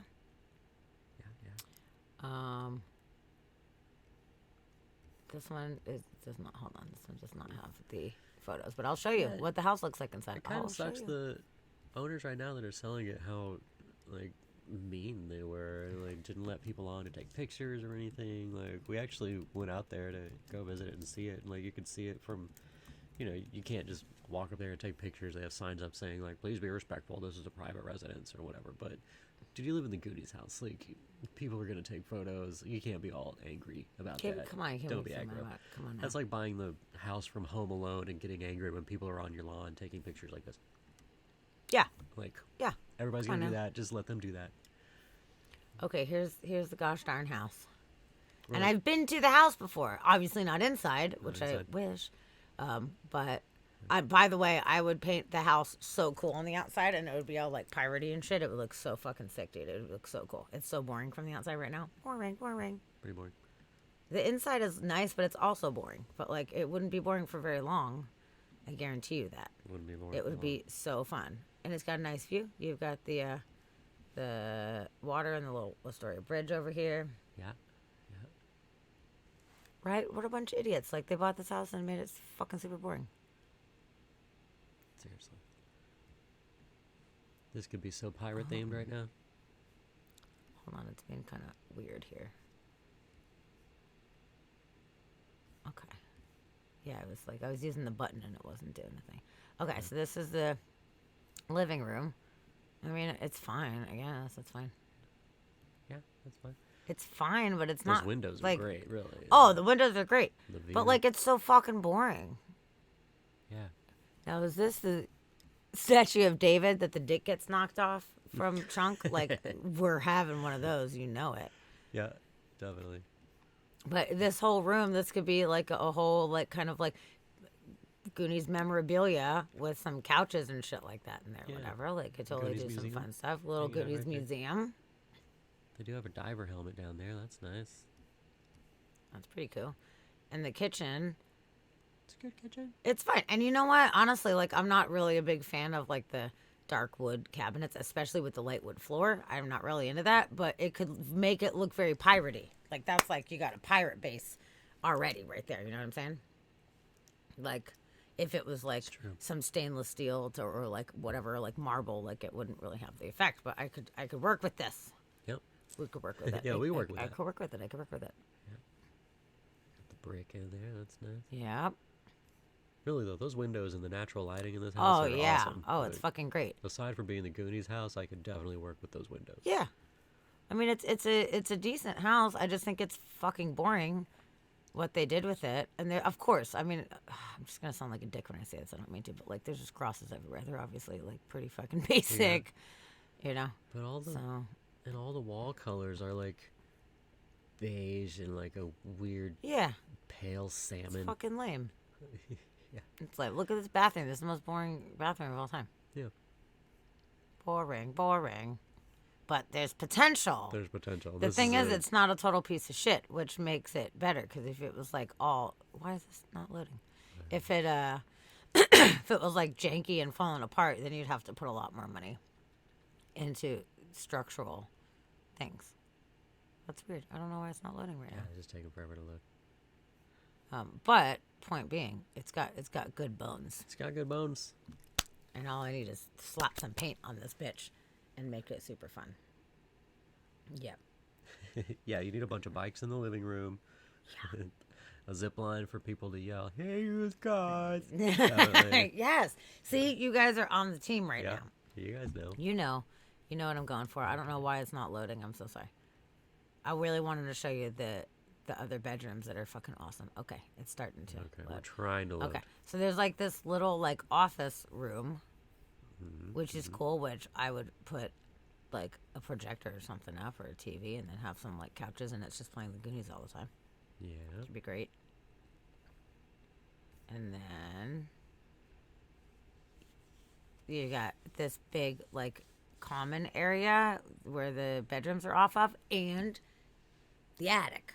The attic is where they found the map and the whole thing and the key. So it'd be really cool to make like an escape room or some kind of scavenger hunt type of thing up in the attic where it's like a fun thing that you can do when you're staying there. That would be like the best. Yeah, that'd be fun. So I'm just saying, who's got some money and wants to fund my idea? It's pretty damn great. We do have a friend that owns an escape room company and designs escape rooms. So yeah, the attic is ready to go. It's ready to go. I wonder if it comes with the love sack that's down there. God, I love love sacks. Pretty good love sack. That is freaking awesome. Okay, well, I don't know why it's not loading the other ones. It's pretty lame. Yeah. But that's okay. You get the gist. You're feeling the me. gist. Goonies so house. I would hope For sale. that you guys would support me in my endeavors. Yeah. And if it ends up happening, then everybody mention this stream right now, and you will get one free night at the Goonies B&B. Oh yeah, totally. Straight up. Yeah. That'd be great. Giant freezer filled with ice cream. You're goddamn right. with the stiff, we gotta put the stiff in there. Yeah. It's a stiff. No, it's great. It's fucking great. I would totally rock it out. It has 177,000 views. The home does have a pending offer right now, and that sucks balls. But I can't blame whoever. But I will say, so help me God, if somebody gets this house and they're all like, me. You stay off my land. Yeah, whatever. Like, buy another house. Don't buy the Goonies house unless you're willing to like Goonies it up. Come on now. Lame. Yeah. It's lame. I wonder if that's why these owners are moving out. What if they're tired of people coming by their Goonies house and like, get off our property? Like, whatever. Oh, they finally fucking loaded, and there was like two things that I want to show you guys. Oh, there we go. Okay. Where's the... Oh, it's not showing the pyramid room? Oh, yeah, it is. Okay. All right, here it is. They finally loaded. Took long enough. So, look at this bedroom. It's up at the top, and it's got like pyramid-shaped walls. Yeah. In it, with a little fucking chandelier from the top. Like, that'd be the best room. I could make that the coolest room you've ever seen in That's life. a good room. It's so good. It'd be room. so good. That one, boring room. Could be funner. And then look at this golden bathtub. That is just begging for One-Eyed Willie kicking it in this tub right here and having jewels and filling the whole bathtub with jewels and things. Yeah. You have the other bathroom be the bathroom that people can use as far as baths, and then you fucking put One-Eyed Willie up in this Pirate bitch, bathroom. dude. Definitely. 100%. Yeah, that mirror is a porthole. Yeah, that's totally pirate bathroom. Kid, not a bad idea. You go to Baby Ruth and you're like, listen, you get them to sponsor Baby Ruth. We will hook you up. Yeah. Help us, or we could just sell them. Yeah. Limited edition Goonies Baby Ruths. Sold only at the Goonies house. I'm telling you, it's a fucking money-making thing. Yeah. Just waiting to happen. Dang. Ooh, that's cool. You sit at a cabin with a slanted roof. That's awesome. Cool. Oh, that's fun. It looks ready for an exorcism. Have you been watching The Exorcist lately? Because you're on an exorcism kick today. Yeah. Big time. Well, that was fun. So you guys let me know if anybody can muster up some money. Yeah. From me. If anyone comes by $2 million worth of bits, You just let us know. Well, we should make that a goal on the stream. $2 million. We're buying the Goonies house. Yeah. Come on. It'd be a different one-eyed Willie showing up in the bathtub. Okay, so as you guys already know, I'm sure, I fucking hate Kanye like the most. He's like such a fucking douchebag. I hated him before all this douchey shit came out, and now it's like it's even worse. It's even worse. So a bunch of businesses have cut ties with him because he made some like super rude anti-Semitic comments, and he's just a giant fucking asshole. So he's taken a bunch of hoodies from a bunch of different companies that were working with him, and he is having people sew them together or whatever and making like Frankenstein hoodies, it sounds like, and then he's going to sell them for $20. He's going to sell everything for $20. And he said, I've cut up 100 hoodies from Yeezy. I hate the name Yeezy, makes me want to vomit. Balenciaga. And the stuff we did with the Gap, the stuff we did with Adidas, and everything we do is going to cost $20. Explaining his reasoning for the low price point. This is not even like a coherent answer. Okay. He said, we need to make sure that everyone can receive the same level of cut, the same level of food, same level of water, and the same level of education. What? That was his answer when they said, what is the reason for the low price point? I mean, what? It doesn't make any sense. Yeah, I'm with Callie. No, he's not well. He's not well. He's obviously fucking off his rocker for sure. Yeah. Which brings me to my next point is the guy's running for president again. Good. He had already planned on running for president before all this like shenanigans happened. So will he actually run now that like there's all this like bad press? Dunno. But bad press means nothing when it comes to the presidential election. Yeah, but you know who his campaign manager is? Oh no! It's Milo Yiannopoulos, who was a like podcaster guy and whatever, and he is like this gay dude and has like really hateful, horrible, terrible hate speech things. He's gotten big trouble for being completely fucked up and saying really not good shit, like bad. It was a couple years ago. He got like heat for that shit, pretty bad. And that's apparently his campaign manager. Perfect. Yep. So that's good. Yep. What is wrong with this guy So it said country? he appeared to announce his run for president. The rapper was seen in a clip with far-right commentator Milo Yiannopoulos, which he referred to as his campaign manager. And he said, "This is Milo right here. We're working on the campaign." He said, "Is that an announcement?" Yiannopoulos asked to Kanye before responding, "I guess it is. Thanks. I accept." So they said, "So you're running?" And he replied, "Yes. It is simple, because ain't nobody can tell me, you should say this, you shouldn't say that, It's just we're moving towards the future."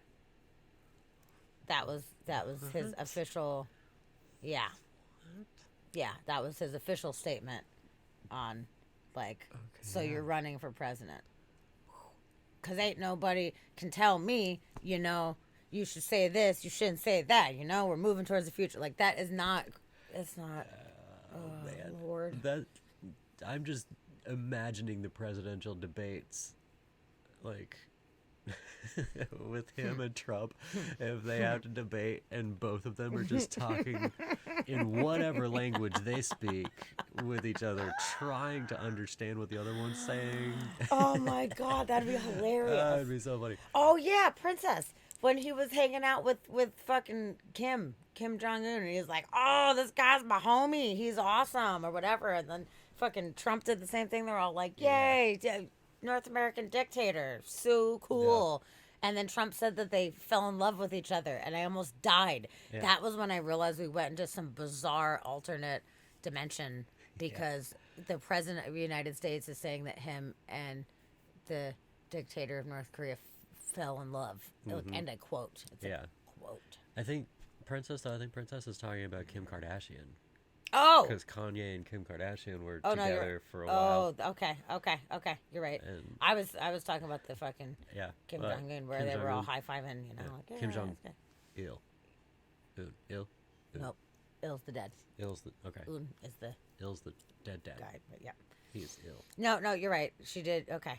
This is how up in the times. I'm just not. I wasn't even thinking about all the it. Kims. I try to like erase Kim Kardashian from my fucking brain. But no, you're right. He was with that chick. Yeah. So, I mean, are they? I don't even know if they're still together. I would hope that they're not. I honestly don't know. I would hope that she bailed. I don't know if she was with him to begin with. He is a big stupid idiot, so that just shows she's probably a big stupid idiot too. So I don't even know. Yeah, I don't know. God, and if that happens, like, if Trump and Kanye are the ones running and they end up going for it, there's no way that Biden's going to continue and be like, yeah, I'll run again. He's surely, if I was Biden in that situation, I'd be like, you know what? No, I'm out. Like, I'm not doing it. I'm not doing this again. I'm not getting on a stage behind a podium with either one of them. Well, the thing is like you have to have enough money and support to actually be in the running, because anybody can like technically run, but to be like in the actual race, you know. Yeah. So Kanye would never even make it to a point where he would be involved in the debates or anything like that. I don't know. No. I don't know. I've seen where this country has gone, and I would not be shocked if he ended up in the running. It would not surprise me that much, really. Yeah, that's true. Biden would run because he would win against that. That's probably true. Which, you know, again, I don't know. I don't put anything past anything anymore. But the fact that this person is obviously there's no doubt, like, mentally ill and is saying horrible, terrible things. Even Trump, who's the worst, he had Kanye coming at him talking all crazy stuff, and Trump was like, Kanye's crazy, man. Like, I don't know. Like, the guy needs help. Like, for Trump to say that, that's a whole thing, because he's crazy as fuck too. Trump's just saying it because he needs better publicity at the moment, and he's just trying to get people on his side. But I mean, maybe. But Trump was crazy and racist as hell, and ended up winning. Like, yep. I would not be shocked if Kanye ended up in the running, and I can't handle it. This is the world that we're living in right now. Where that is not surprising. Can't do it, Captain. So bad. Yeah. And also the world that we're living in right now. We've got Elon Musk that just took over Twitter and fired a bunch of people and pissed everybody off. And apparently he's calling Trent Reznor a crybaby right now. There's a little thing going on right now. What? And then it's kind of funny. Kelly, right? So Trent Reznor deactivated his Twitter account, and Elon Musk was like, "Whatever, you crybaby!" Like, oh yeah, okay. What is happening? I don't know what's happening. What on earth is happening? This is the most bizarre shit ever. I've quit being surprised. Like, nothing is shocking anymore. Nothing surprises me. Dude. No, you're right. I mean, I'm really not too surprised at this point anymore. It's so crazy. Like, it's still like, it's shocking to a point, but I'm not in disbelief anymore. Yeah. I was in disbelief more before. Now at this point, I'm like, wow.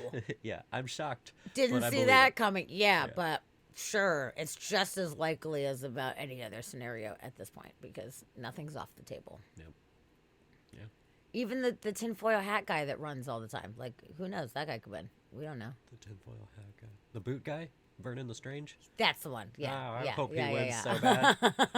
Oh, I want Vernon the Strange to win so bad. It'd be good. Free donkeys for everyone? Score. This guy knows. Oh my god, that's so funny, dude. goodness gracious. Vote Vernon the Strange, everyone. Wow. Yeah. What a weird world. It's a weird world. It's super fucking weird. Weird world. Okay, well, let's talk about a fun, weird story then. So Shit, you are shocking. This is true. So the fact that you could dance like Vanilla Ice, that shocked me. Yeah, no, that was pretty good. Yeah. It's just ridiculous. I'm not even, I mean, Princess, I'm with you. Like, I mean, I'm worried at the core, but really on the surface, like, I'm not even worried at this point. It's just like, okay, this is what's going on. We're just going to roll with it because I can't fix it. I can't do anything at this point. And shit, being at the end war, that was not shocking. That was exactly what I expected. Pretty much. Welcome to Seattle. We knew what we were taking you to. I was kind of like, really? Okay. Yeah. But I was not as shocked as you were, you little sweet Canadian man. Yeah. I've seen a lot worse. Welcome to the States. Yes. So, in recent news here, a woman from Texas went to Mexico, and she was coming back through, and she tried to smuggle a monkey in a box of beer that she was like, oh, it's just my beer that I'm bringing from Mexico. Nope. They found the monkey. Look at the fucking monkey. Look at his little fucking cute monkey face.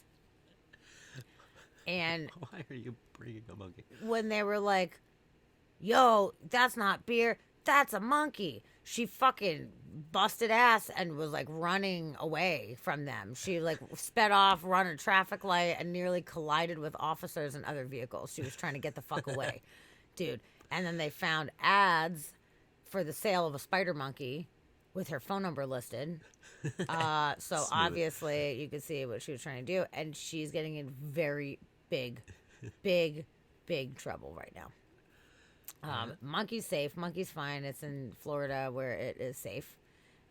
But she is scheduled to be sentenced in January and faces up to 20 years in prison and a $250,000 fine if convicted. Wow. Smuggling an endangered species for commercial gain is a tragic crime against nature's precious resources, said the special acting agent in charge for Homeland Security. So, word of the wise, don't steal spider monkeys from Mexico and try to smuggling them in and then run away from cops. Yeah. When they bust you. Don't smuggle them in as beer. They don't look like beer. Nope. They don't look like beer. So now it's in Florida at a reserve thing. Why did they take it to Florida? Why did they not send it back to where it came from in Mexico? So now this poor monkey was kidnapped. Maybe they don't know. And now it lives in Florida. Yeah. Which, maybe it's happy. I mean, being an endangered and protected species, maybe it's good for it. Look at its fucking face. Look how happy it looks. It's happy. Maybe it's like, oh, it wouldn't be able to survive on its own in the wild or something That's like that. the thing. Like if it was bought from a breeder or whatever, if it was in captivity, then you can't just like chuck it in the jungle and be like, good luck there, bud. Good luck, buddy. But if it was like snatched from a tree, then they might be like, we'll just like put it back in the area that you got it. So that tells me that maybe it was some kind of illegal breeding situation or something. I don't know. This is totally speculation. But yo, she booked it. She ran lights and was like, almost hit all the officers, and they were like, that's not beer, that's a monkey. Come oh on, no, man. they found me out. Go. What? No. Just hook it up to a drone and drop it. It's like the Great Beaver Drop. There's the Great Beaver Drop. Yep. That's so funny. Those poor beavers. Oh my god, poor little beavers. So that's a pretty weird news. Pretty crazy story. That's pretty weird news. That monkey looks like he needs a beer. His face says, I need a beer. Well, I don't even drink, but I gotta tell you, if I was even witnessing this next story, I would need a fucking beer too. Okay. Because this is gonna be stressful. Yeah. If anybody has a fear of heights, you're gonna hate it. Okay. This slackliner. I can't even say it, so horrible. The slackliner crossed between two hot air balloons. Wow. Really? Over Brazil. Yes. What? No way. in the fuck. We're gonna have to do a big screen It for was this one. 6,000 feet above ground. And yes, yeah, I just gotta watch the video. I just need to like know immediately what on earth is going on. With this. Yeah.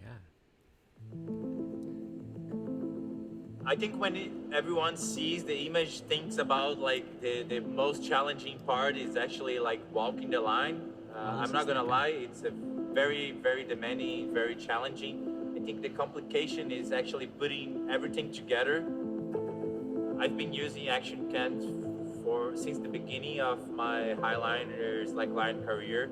I love the new aspect, the bigger screen, so you can touch, you can see the image and see if you got what you wanted. Placement right now? So like for me, it's fundamental Callie, to have I'm this with you. camera. Hail, And definitely it brings an extra spicy for such a specific and outstanding stand like walking between two hot air balloons. I'm gonna risk my life between these hot air balloons, but this camera though is real good. Yeah. You should buy one of those cameras.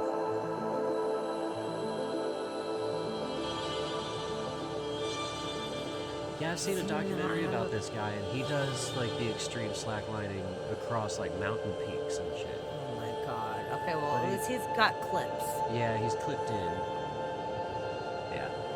But he'll do it across the mountain peaks without being clipped in. No. Yeah, like his extreme slacklining is extreme. No. It's talk about scary. Oh my god, I really hate this. I hate it. But that's impressive because those balloons move. I know they're moving in the air. I've seen like base jumpers and stuff try this, and none of them really expected to make it, but they were trying tightrope walking between two hot air balloons, and nobody could make it. So really, the fact that he was able to make this is amazing. One gust of wind, one bird, or a bug flies in your face or something, like whatever. Like, there's a million factors that equal not good. Yeah. But at least I guess with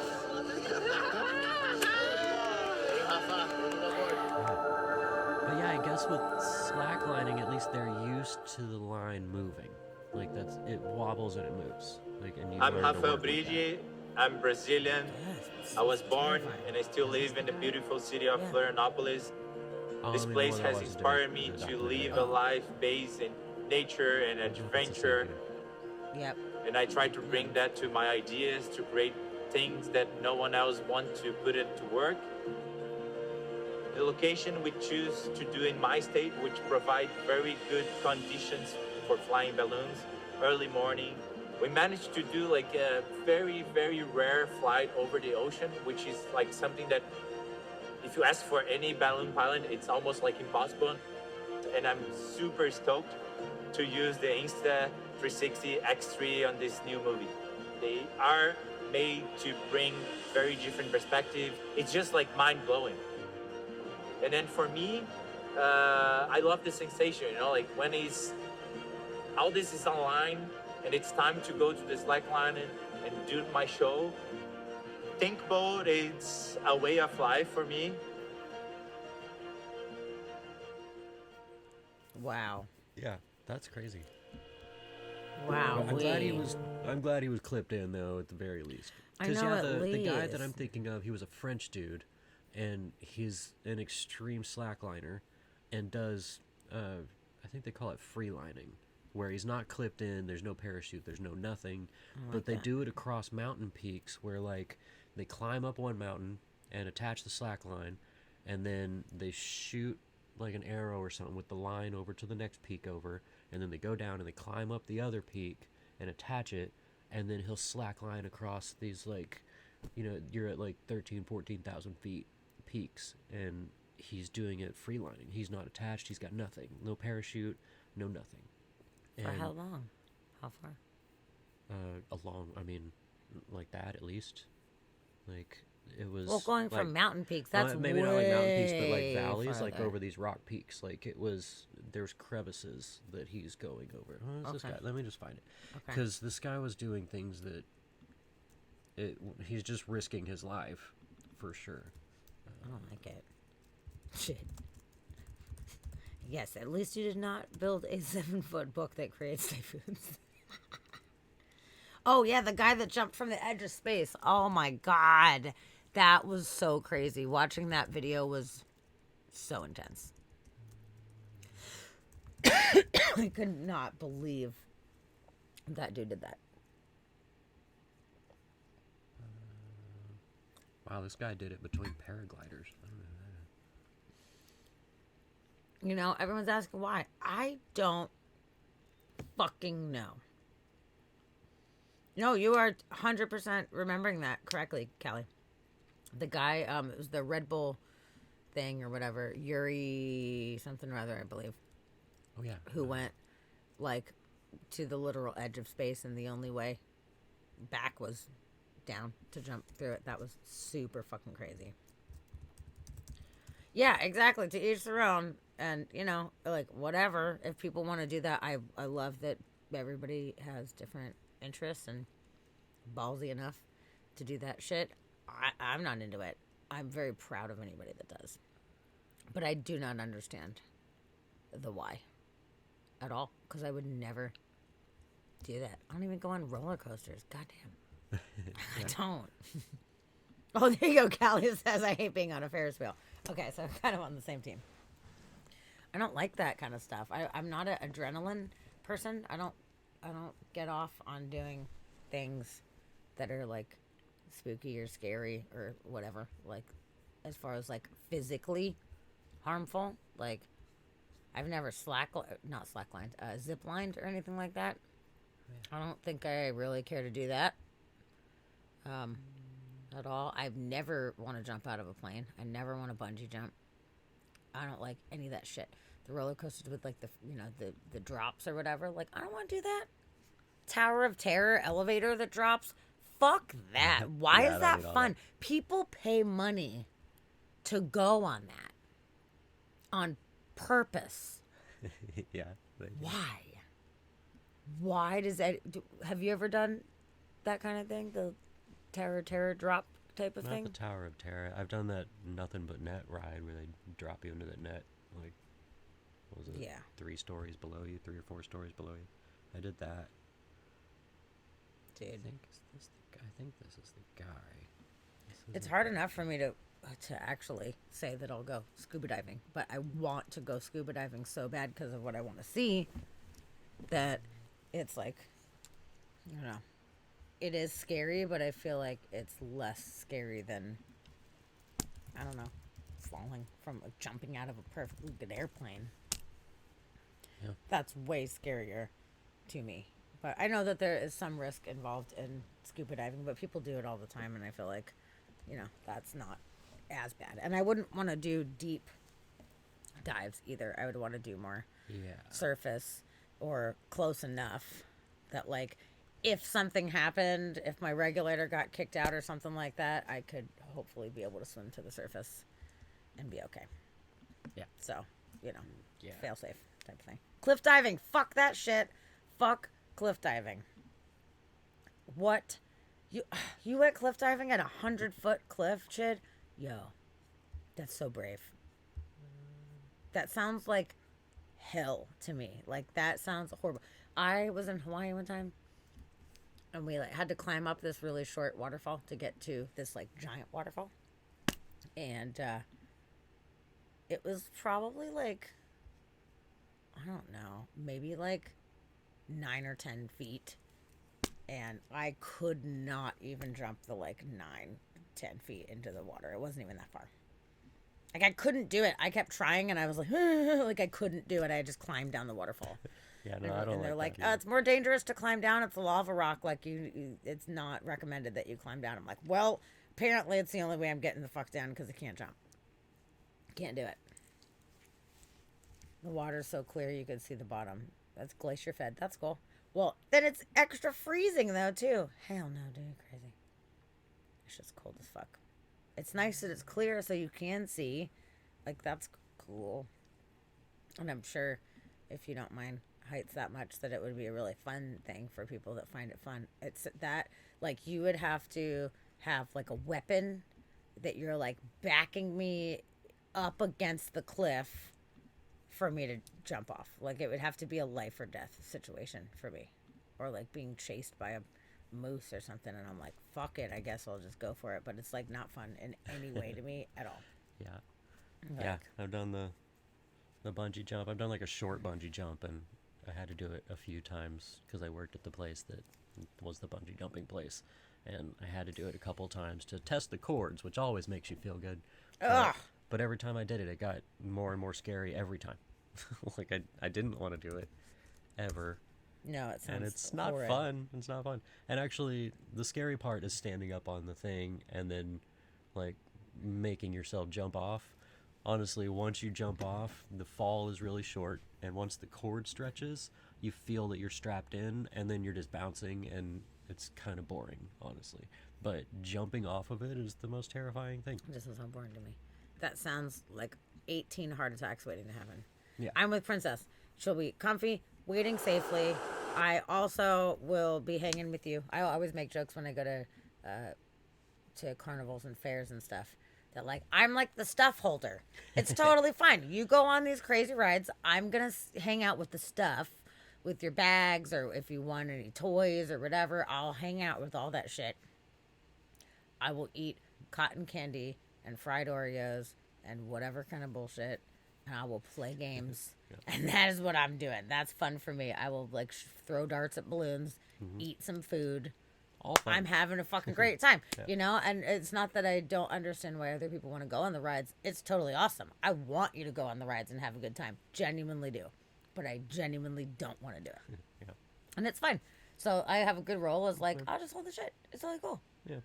Just And yeah, I like all the spinny rides. If you strap me into something and it like spins you around and throws you around everywhere, I'm all about it. I just don't like the fall, like that feeling of falling I don't like. So roller coasters I actually enjoy as long as there's not a giant drop. If there's one where it's just like, we have the biggest drop in the country, I don't want that. I don't want to do that. But I like the ones where you're flying around and like you're zooming and twisting. I like all those. And then the ones like anything spinny, I love it. I'm all about it. That's the I'll worst, spin around dude. forever. I wish I knew the name of that ride we went on at the last carnival, because that thing was super cool. I still see it in my head. I'm traumatized by It was a blast. That thing. I haven't laughed that hard since then. You know, so good. out of everything, like if I had to go on rides, like I feel you with the roller coaster without the drops. I feel like I could more so enjoy, if I needed to, enjoy the zooming around minus the big drops. But the spinny rides, I have no frame of reference why that's fun. Like no part of me understands it, and I'm genuinely glad that you like it. You and Tavy, you love it. It's great. You spin around. Blah, blah, blah. Like I do not have any frame of reference for what's fun about that. It makes me think of immediately vomiting, headache, and just like disorientation, and then like body hurting because I'm just being like fucking flopped all over the place. Like, oh man, I feel like if I went on one of those rides, I would be so sick. The whole rest of the day would be shot. Like I wouldn't be able to enjoy anything else because I would feel so fucking sick. Yeah. And that sucks. Yeah, I know a lot of people can't do the spinning, but I've always enjoyed the spinning. I think it started when I was a little kid and we had the what was it called? The little thing. I think it was just called a sit and spin, which now is it's a weird name for a thing. But the sit and spin. Beep, beep, beep. Yeah. Yeah, it was yeah, like yeah. your own little personal like merry-go-round thing, and you sit on. There's a little wheel, and like you spin it, and you just like go around. Yeah. I would do that until I flew off of it because I just loved it. But No. coming from that, I think anything spinny, I'm in. At the old playgrounds, they would have the things that spun around, like the metal things. I can still hear them squeaking right now. Oh yeah, little merry-go-rounds. Yeah. You get somebody And just like outside just going. I could handle that for like a second, but not if it was like so small where it's like spinning you a bunch, you know? Like I could hang out for a second and then I'd be like, oh no, and then I would remove myself. Like I was, even as a kid, I was like, what are you guys doing? It's crazy. People start, oh, I'm gonna spin you real fast. I'm like, don't do that. I don't want you to do that. I was always the one on the swing set that would like twist the swing up as far as I could get it, and then like until it twisted up so much that my feet would barely touch the ground, and I'm trying to get it to twist more, and then you just ball up and just like unspin. no. I loved it. That's good. The only spinny thing that I've been able to do and enjoy, although I did get sick the last time that I did it, was the Gravitron. Because you don't have windows or anything. There's no frame of reference for how fast that you're going.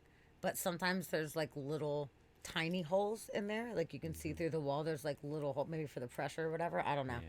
But the last time I was on, because I'd been on a bunch of times when I was younger, I was like, okay, it's spinning, but I can't see it, so it's not fucking with my head. I could see one of those little holes, and it totally fucked me up. Yeah. Just even though it was a small, probably like the size of a screw or something like that, I realized what was happening, and as soon as I got off, I was like, oh, like, no. Yeah. It was super sad. And honestly, at the carnivals and shit, like, I just want to eat all the food, and the last thing I want to do is be like vomity and not feel good and not be able to eat all the carnival food. That's so fun. Yeah, I don't want that. Oh, the swings. Okay. Oh, The I like those, swings, I can do the swings because they Wait, go are you- really high, but they're more spread out. The ones that like rotate. Yeah. Callie, are you talking about those where it's like the swings that like spin around and there's a bunch of them where it's like a merry-go-round on a swing? Or are you talking about the one where they lift you up really high and then you pull the ripcord and you swing really far? Oh. That's what I'm thinking, which I think both of those are really fun actually. But the I one where assumed they she was talking about the big one, like the actual where it like, lifts carnival you up ride. and the carnival ride one, Yeah. which is super Because fun. I do like those. I like that. I think that's fun because you're going at like a constant rate and you're not just spinning around like blah, you know, you're like you're grooving. I'm cool with that. I'm Yeah. good with that. Yeah, so Callie, the spinning swings or the ripcord swing? The round ones. Yeah. Yep. Oh yeah, those are super fun. I like those. But there's the ones where we had one at the same place where I did the bungee jumping and the free fall thing. It was like an extreme amusement park that I worked at. But they had the one where like you're laying down and then they hook you up from your back essentially and they lift you way up high and then you pull a ripcord and like you fall and you swing and like it was really fun, but again, the first like second and a half of that ride is a free fall. I don't like the free fall, but it was so short that I was able to do that and have fun on it. And even on that one, I made sure to make myself spin as much as I could. Like, so whenever you're falling on it, whenever you're like going and you reach the tip, if you like kick your feet up next to you, it'll make you spin, and then you start spinning, and then you're on this giant swing and you're spinning. And then whenever you get done, they have to unspin you, and that's just super fun. That makes it all the more worth it. Actually, I don't remember. Actually, the zipper, we had the zipper, but we didn't have salt and pepper shakers or the paratrooper at any of the ones that I went to. I don't know the salt and pepper shakers. The paratrooper I've never gotten to do. The zipper I think I did one time when I was younger, but yeah, I don't know. It's weird. But my favorite ride was the slingshot ball that you sit in, the little ball, and it slingshots you straight up into the air. That's a good ride. That's You're fun. crazy as fuck. Yeah, fucking crazy. That's I don't good. need. I do not You need. just go so fast. Oh, It just plants that you in the sounds back of terrible. your seat, and then you're flipping and you're bouncing. And, it's good times. Oh my god. Yeah, good times. That sounds horrible. And I know I'm probably like a little kid or like a lame square or whatever. Like I totally am so. not doing nearly as fun rides as people. But I really love like the little like the haunted house ride where you're in the little cart and doing that kind of stuff Yeah. or like that kind like of that shit. too. Like I really That's fun. like that kind of stuff. And I do like the big slides. What about the what's the one where they blast metal music? Generally Metallica. The Himalaya. The where Himalaya, you're, like, yeah. You're going on the That's thing so and funny. It's just like around. Yeah, actually, so I've seen it called the Himalaya, but it was called the Thunderbolt at my spot. Oh, And yeah. it was Metallica. It was fucking Enter Sandman on Oh, yeah. loop over and over It's and either over that again. or Yeah. AC/DC that they're doing. Yep. Generally. Yeah. Yep. Yeah, and I wouldn't go on that one. I used to stand by it because it was rocking Metallica, and I was like, "Fuck this, badass!" But I don't need to go on that shit at all. That was fun. I like that one. Cool. Callie and Princess are gonna hang out with me. We're gonna eat all the funnel cake. I like it. We're gonna eat all the food. Play. Who likes playing carnival games? I like playing carnival games. I have so many fun things that I want at carnival. I probably have things around me within arm's reach that I got at carnivals. Yeah, I'm sure there's a I lot of them. love carnival games, and then I also am very convincing, so I can bat my eyelashes like this, and then get the people to give me better prizes than I get, at least sometimes. So that's pretty cool. I'm like, but I really want the unicorn, please.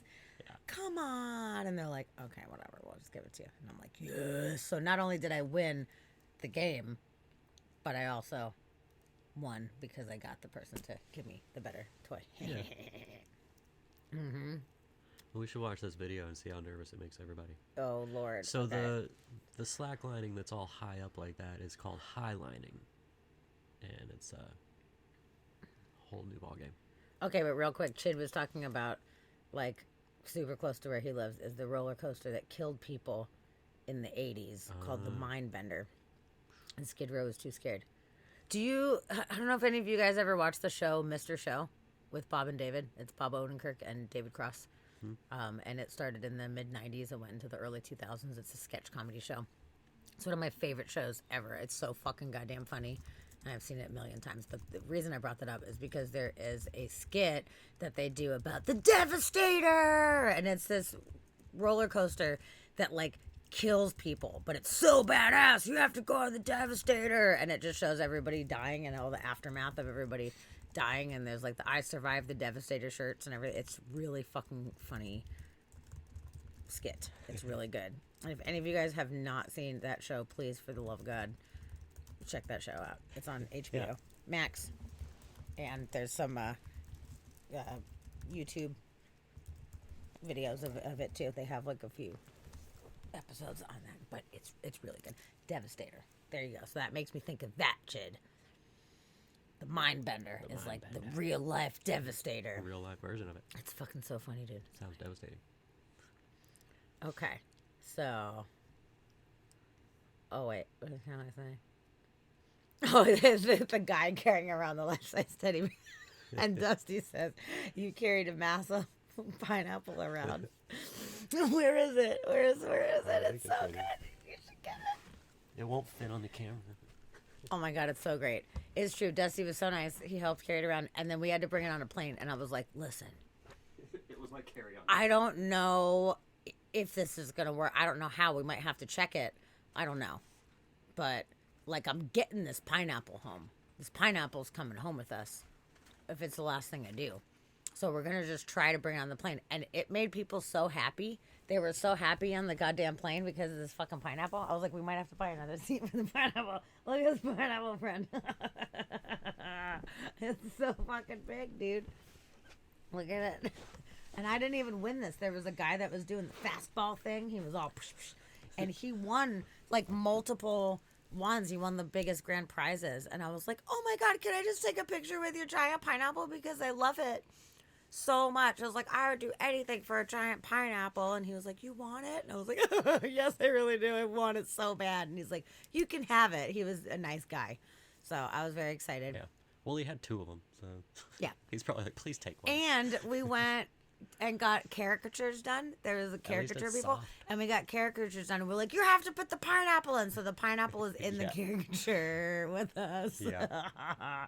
It was totally worth it. But seriously, us walking on the plane with this thing, it was so fucking funny. Everybody was like, and it's got a badonk. It's all big on the bottom. It's fucking great. I love it so much. Like, I'm never getting rid of that. I'm so sorry. I'm never getting rid of it. It's the cutest fucking thing I've ever seen in my life. Me getting on the plane, carrying this, everybody smiled so big that I walked by. Everybody was so happy that this giant pineapple was walking on the plane. Pineapple's just going to hang out with us for the rest of the Pineapple's in. Pineapple's in. There you go. I can't see. I have to lean forward to see you, though. Hello. Yeah, can't see you beyond the pineapple. Oh, man. I tried to get Skid Row to come on it with me. Oh, that's badass. With a can of chunky beef stew. So we went upside down. We can make it look like we hurled. Skid Row left shortly after. That's good. That's a great plan. That's a funny that story. Just don't hold it upside down. Upside down pineapple cake. Pineapple upside down. Why is it upside down? That's so funny. Oh man, that's funny, Jid. That's pretty good. Yeah. Okay, so now we're gonna watch this thing that Dusty found about the crazy slacklining guy, which got us on this whole conversation. So let's give it a go. I'm probably gonna hate it. Oh yeah, you're gonna hate this. I mean, I'll be impressed. I will always be impressed with somebody's bravery.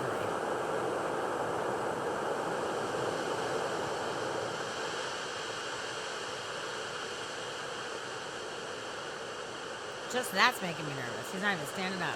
Yep. And you watch when he stands up, he's not tied in. Oh, he's not. No. There's nothing around his waist. He's got nothing. Shouldn't he have a big umbrella or something like that, or a big pole like they did? Oh Right. my God!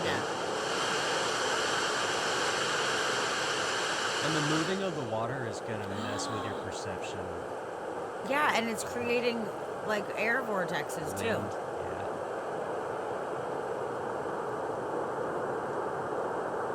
And did they drop the line by drone and have somebody on the other side?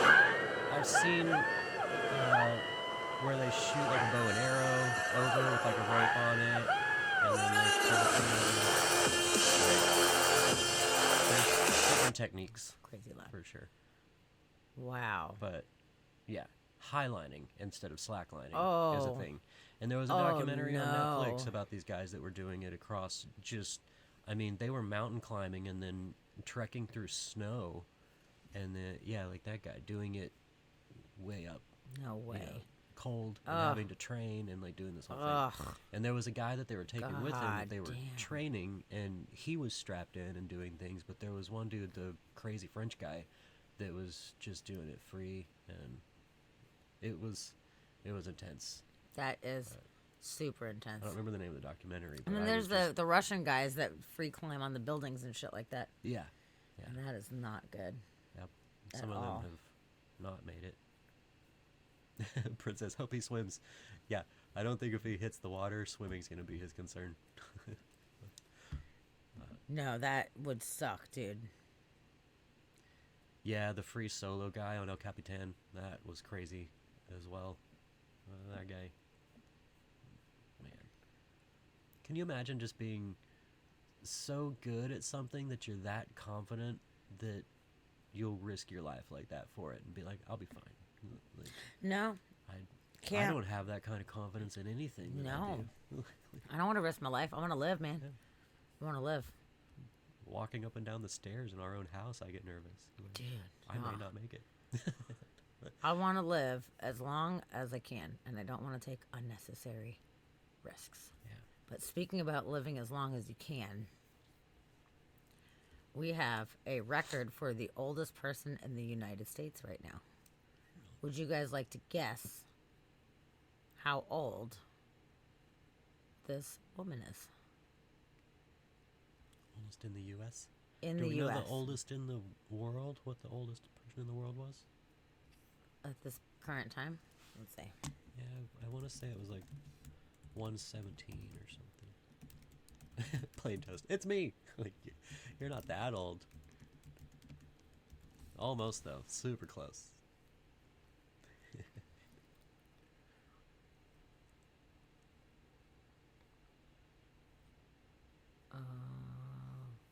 Well, let's put it this way. The oldest person ever recorded was a French woman who lived to be over 122 years old, according to the records.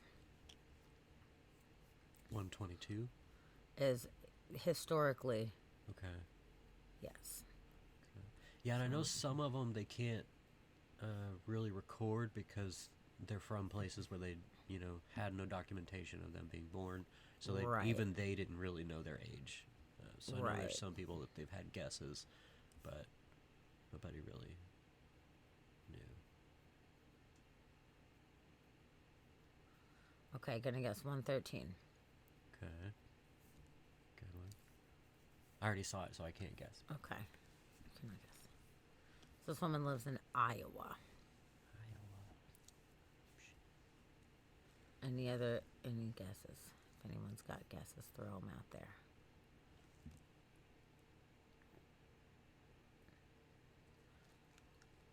And she is currently listed as the 4th oldest person in the world right now.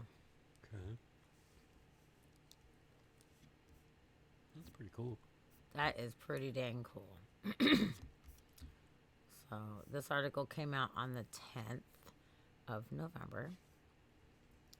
And so she's even older now. Yes. So that would make her 115 years old and 130 days.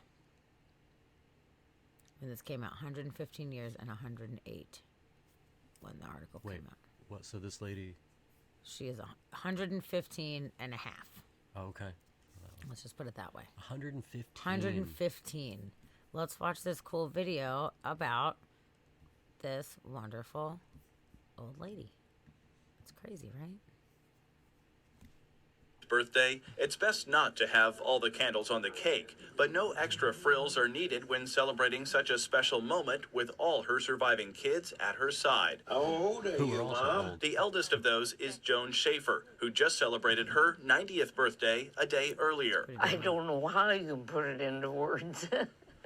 It's marvelous that we still have her. They all have the same description of their mom, hardworking, and a lot was asked of Bessie from an early age. Her mother died when she was about 13. I think Mom was about 13 years old, and she raised her siblings after that.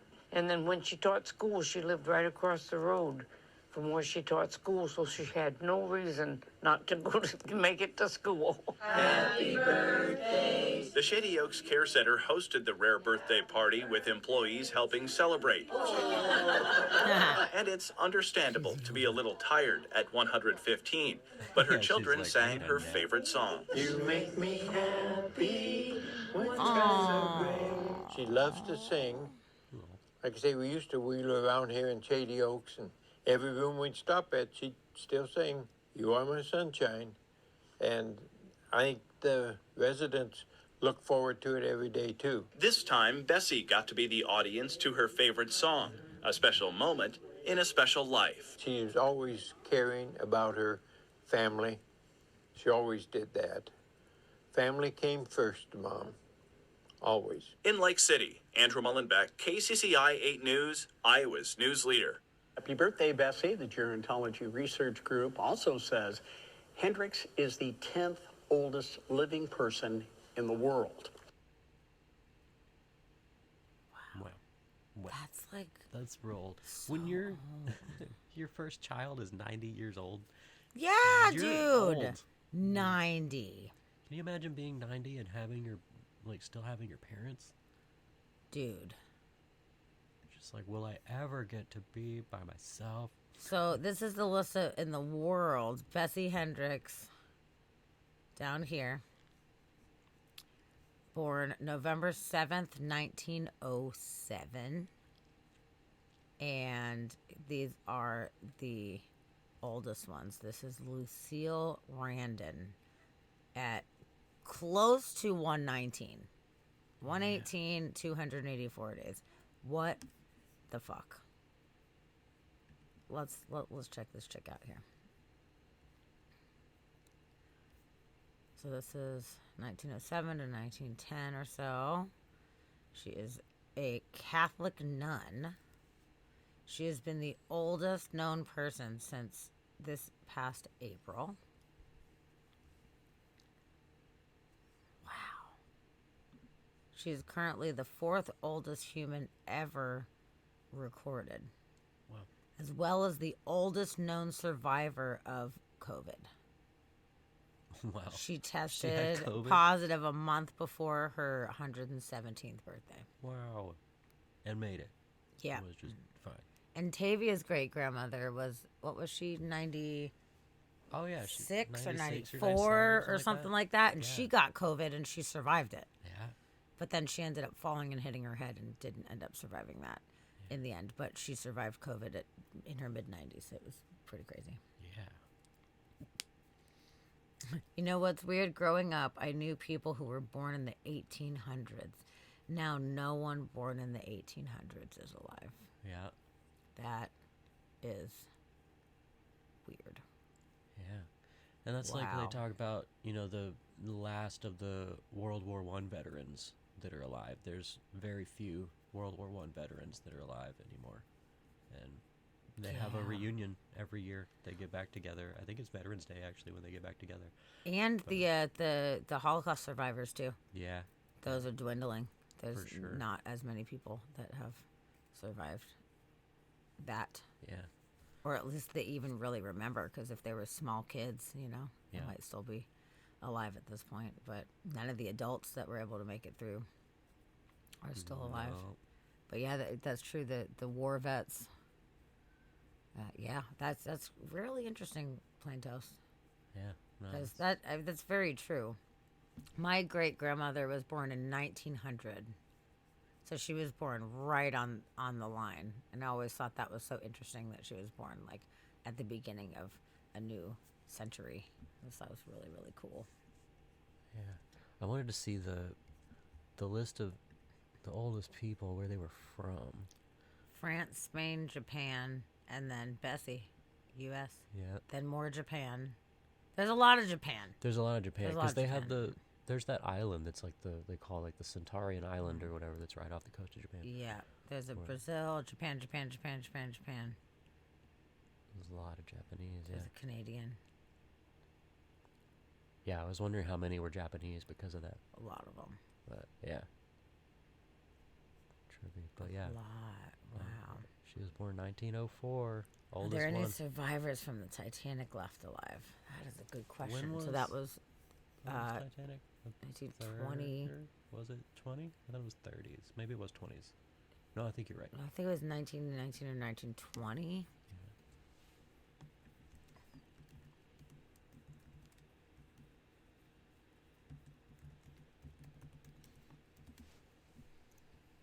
Okay, let's see.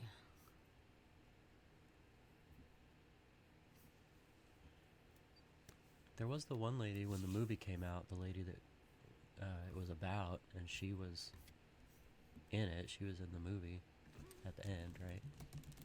Or the beginning or something like that. But they featured her. Was she in it? 1914. Okay, thank you for that. 14, okay. Okay, the last survivor, who was just 2 months old at the time of the tragedy, died in 2009 at the age of 97. Okay. Yeah. No survivors left. Wow. It's crazy. Time marches Yeah. on, man. It goes pretty fast. Yep. Just keeps going. And then everything's just behind us. I mean, at some point, there's just going to be nobody left that doesn't remember what it's like to not have the internet. You know, right. like within no time, it's just going to be like every single person alive has existed in a technological universe or world, I guess, not universe, but our universe. Yeah, that's really crazy. Yeah, it says there are 8 people still surviving from World War I vets. Okay. Just said. No way. No, that's impossible. No, that's not right. That is impossible. Who was the last? Okay, so the last known World War I vet died in 2011. Okay, that makes more sense. Yeah. Like, I don't know. There's 8 of them. Frank Woodruff Buckles, known as Wood Buckles. Have you watched Thou Shall Not Grow Old? Yes, I have. Interesting. Yeah. No, I have not seen that. Okay. Keep that on the list. Make sure we watch that. Okay. Speaking of also important to watch and amazing, we just watched a movie the other night called The Zookeeper's Wife. Have any of you guys seen that one yet? It was Netflix, I believe. And it's absolutely fascinating. It's a true story about the Warsaw Zoo in Poland and the people that owned the zoo. And during the Nazi occupation, they unfortunately had to welcome the Nazis in or be completely killed and overrun. And they were hiding Jews. Yeah. They had over 300 Jews they saved and did it kind of right underneath the Nazis' noses. And it was a absolutely fantastic movie. Yep. It was definitely, an emotional movie. Hard to watch, but it was very well done. And the acting was fantastic. and it was a great story. Yeah, I would it was real good. recommend it. And yeah, it was one that I had heard about for a long time, but had never put on. But it was really good. And then the zoo is still going in Warsaw. So we were talking about it, and whenever we do eventually make it to Poland, we'll have to go to this zoo for sure. Definitely. But yeah, they snuck out over 300 Jews, and out of all the people that they snuck out, there were 2 that died. There were 2 women that got found out somehow, and the Nazis killed them. But out of all the 300 or over 300 that they snuck out, there was only 2 of them that died. It's called The Zookeeper's Wife. The Zookeeper's Wife, yeah. It's on Netflix right now. Real good movie. It was great. It's emotional as, any World War II movie is gonna be, but also one of the things that was emotional about it, aside from being, the atrocities of World War II, were the animals in the zoo. Like you feel really bad for these animals, and like they get bombed they and show everything. you It's how fucked rough up. it is, especially for like the zookeeper and the zookeeper's wife. Like these were their animals that they took care of, and like what that like was like. But it was a good movie, really good, for sure. And then there was a bunch of other ones that it offered up and was like, if you like this movie, you may also like. And there were several of them that were based in World War II and all based on true stories, which I'll definitely go back and watch. I love all the war movies, so. Yeah, this is good. We definitely recommend that one. Yeah. And yeah, the Thou Shalt Not Grow Old, if I'm remembering correctly, that's the one that the documentary they released where they went through and colorized all the film, and then they used lip readers to go through and see to figure out what the people were saying in the videos, and they dubbed over with audio because the film that they had was silent. They didn't have all that, so they went and dubbed over not only what the people were saying, but they also had historians collect the sounds that the actual tanks and guns would have made, and they used the actual noises from the weaponry to recreate what it would have actually been like on these battlefields, and to make these videos from World War One that never really didn't really exist like that. Like they had the video, but it was all black and white and silent, so they recreated them to make them more realistic and show us what it was like. That's so cool. But yeah, it was. That's very if that's the one I'm thinking. That much energy into it. Yeah, and yeah, there's a documentary series called World War One or World War One in color that I love, and they have gone through and collected all of the color footage that existed at the time, which was very little, and it's interesting after watching all the documentaries in black and white. The black and white kind of separates you from it. It doesn't really seem real, and then all of a sudden you see it in color, and it's trippy. So cool. Yeah. Chid, I am. I'm seeing what you're putting down here, and I'm glad that you got serious for a second. It's good. Yeah. It's good every now and then, and yeah, you're saying how your grandfathers were bomber pilots and aircraft carrier plane navigators. It's heavy, man. Yeah. Both of my grandparents also were in Second World War, and actually one of my grandfathers was actually at Pearl Harbor when it was bombed. That's crazy. Which is the craziest story. Yeah. Thankfully, he did survive. He lost some friends to it, but he was there when the invasion happened. It's super, super crazy. And then my other grandfather, he was all over the place. He was in Papua New Guinea. He was in, he was all over the place. But thankfully he wasn't, like, in the thick of it, I guess. Like, he did not get injured, which is really good. Yeah. But yeah, it's crazy. It's crazy to think that, our grandparents had to deal with that kind of crazy shit. It was pretty nuts. And we're lucky that we personally haven't had to deal with it. Yeah. It's rough. Yeah, we're pretty lucky. And then I also watched a documentary about the first documentary that was ever made, and it was actually on the battlefield of World War One, where the first documentarian became a documentarian. And it was like, once moving pictures became a thing, they sent a guy out to film it and it's talking about his experience in war and how, you know, like the soldiers, they have no idea, like really a lot of them didn't even know what moving pictures were or what the whole thing was, and he's out there trying to capture this battle and like had this gigantic camera that he's got to like crank to film it, and is in the trenches with people. And but it was a documentary about the first documentary ever made. That was super interesting. Like the footage that he got was just like crazy, but he put himself in the line of fire to show people what was actually going on. It was trippy. Wow. Yeah, crazy. It's super crazy. Yeah. And now people are just sitting in offices, like bombing people. Yeah. On a screen with their remote controls. Like a video game, you know? Yeah. It's super crazy. It's a whole new world, for sure. Dang. But wow. On that note, I got a potty. Potty like a rock star. Okay. All right. Well, that was good. It was a whole offshoot that we went on, but I think that was good to talk about. So I think that we should probably show some cute animals after that. Speaking of zoos and all the things and all the dark stuff, let's just pop it up a notch with a cute animal. So in the British Zoo, there is a new baby giraffe. And I'm very excited. I haven't watched the video yet. I was going to wait for you guys.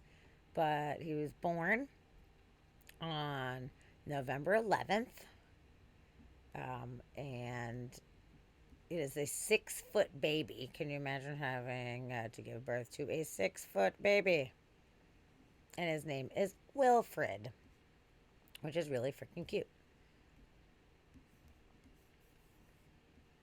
So let's see. Let's check out this here video of this cute little guy. And good, I'm glad you liked the offshoot. I did too. I definitely did too.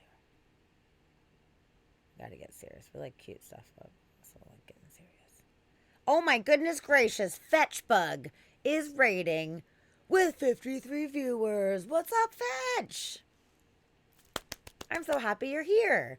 It's me and this giant pineapple right now at this moment. Dusty just stepped away for half a second, but I am so glad that you came in and you brought your friends. What's up, Totes? How are you guys?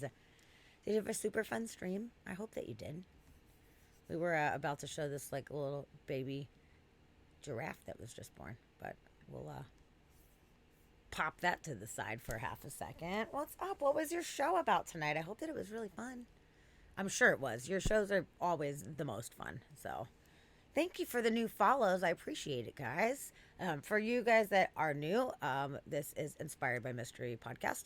My name is Sammy, and Dusty just stepped away. So we have in Dusty's place a giant pineapple. We were talking about carnival rides and such, and we just pulled out this prop. But on Inspired by Mystery, we do various different types of topics. We like to cover a lot of spooky stuff, psychologically damaging things. We like mysteries of the universe. We like the dark stuff. We like the funny stuff and the cute stuff as well. But we definitely like to kind of go down some pretty introspective rabbit holes here for sure. Oh my God, thank you for gifting 5 subs. Anonymous, thank you so much. I really appreciate it. Oh, looks like a few of you guys got subs. That's awesome. Woohoo. And hello, Alf. Welcome. We are glad you were here. This is great. But yeah, normally on Mondays we do weird news. And on Wednesdays we do different deep dive topics, or we end up doing interviews with folks. But we fortunately had to take off Monday because Dusty wasn't feeling too well. So we're doing weird news tonight. So that's why you are here on a Wednesday. Wednesday weird news happening today. There we go. Dusty's back. We just got a fetch raid. Woo! Thanks for holding my seat, pineapple. Of course.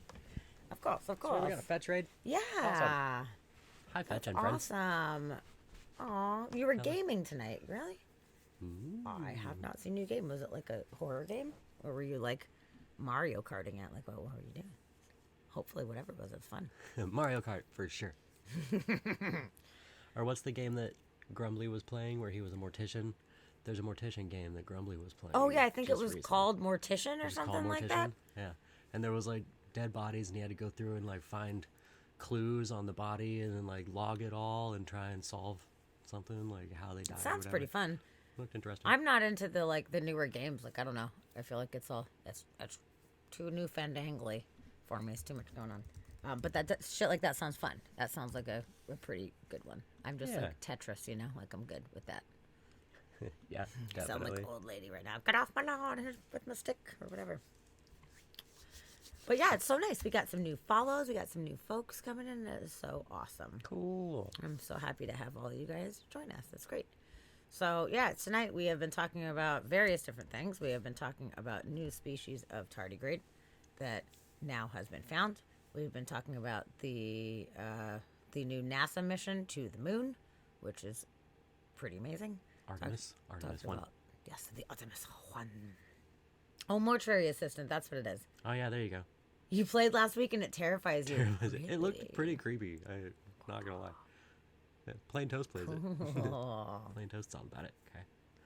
You played I Love You, Colonel Sanders? What the fuck is that? What? I've never heard of that in my life. That Thanks, one sounds Chid. terrifying. Oh, thanks, Chid. Thank you so much for the Aw. bits. I appreciate Right. you. I love you, Colonel Sanders. That sounds so funny. Yeah, okay. Sounds like a goofy game. Love it. Yeah, we covered a lot of weird shit tonight. Somebody smuggled a spider monkey from Mexico. Yeah. And you're not allowed to do that. In a beer box. Yeah, you're not allowed to do it. You Can't do that. And then she ran from the cops and got in a lot of trouble and is looking up to 20 years in prison. Mm-hmm. So that's the thing that you don't want to do. You don't want to try to smuggle spider monkeys from Mexico Yeah, and then don't- outrun the cops. don't do You that. You don't want to do it. I promise. Yeah. We learned about not slacklining, highlining. We stressing me out, went dude. down a That's stressing me terrifying out. rabbit hole. Yeah, with some that. guys slacklined in between two hot air balloons from over 6,000 feet. Yeah. That was crazy. That's actually how we ended up getting on the whole topic of carnivals and carnival rides and all of that stuff, because we were talking about, like, you know, falling rides and shit like that, and, like, I don't know, just heights in general, and it went off on a whole thing. That's rough, man. Mm-hmm. That's rough. Thanks, Callie. Oh, looks like we got a hype train. Shit, we got a what? hit We got a triggered hype hype train? train now. What up? Cool. Okay, so when we have hype trains, guys, we take suggestions from the chat of weird, bizarro shit for us to look up. Not necessarily reading an entire article, but like, let's look at some images and stuff. You guys got anything you want to throw out there that's like weird or bizarre or cute or fun or whatever? Let's do Yeah. it. Give it to me. Give it to me. Whatever. What do you think we should look up? Does anybody Yeah. got ideas?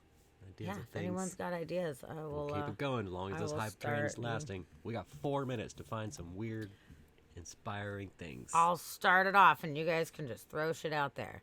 But we will be looking at Nudie Bronx. Nudie Bronc. Sweet. Look at him go. Oh, that was my favorite one. I like that guy. I like this guy. That one. Oh, it's so That cute. little teal and orange guy. He's one of my favorites. Ooh, Chid says Horseshoe Lake cliff jumping. Oh, yeah. He said he found some YouTube videos of that.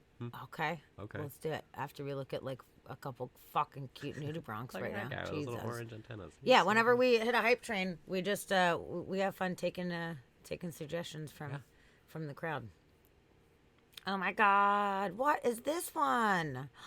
Wow! Whoa, it looks like butterfly That's a wings. crazy one.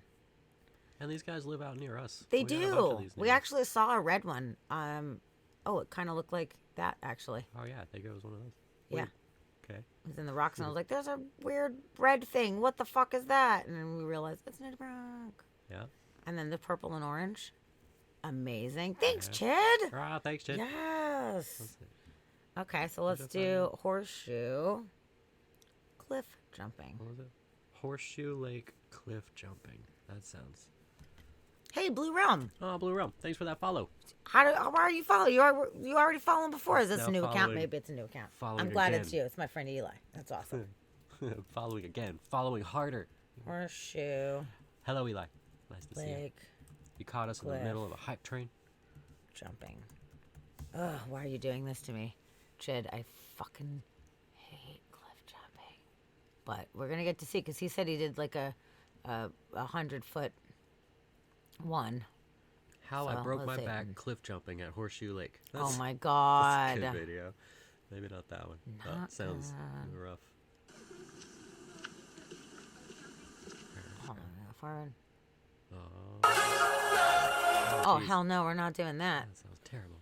I feel like I got I stabbed could in do the that earballs. cliff. That looks like a good Okay, cliff. that's a pretty chill cliff. I like that cliff. This is not... Okay, that's not super high. Okay, that's not that's bad. not super high. That's not super high. Oh wait, that one was. Oh shit. Go back. That guy. That's a pretty good cliff. That's a nope cliff. Yeah. That's what we call a nope cliff. Yeah, See, that's that what it one was not bad. That's like 2 feet.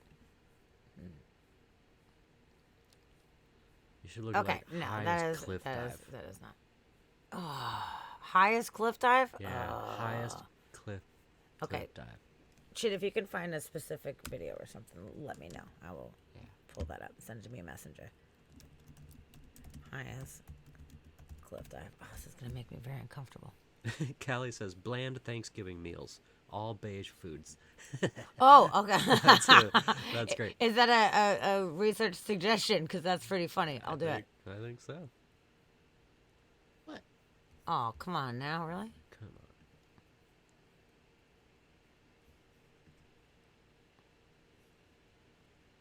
on. Oh, you bitch. Ooh, You that one's fucking lame. bitch.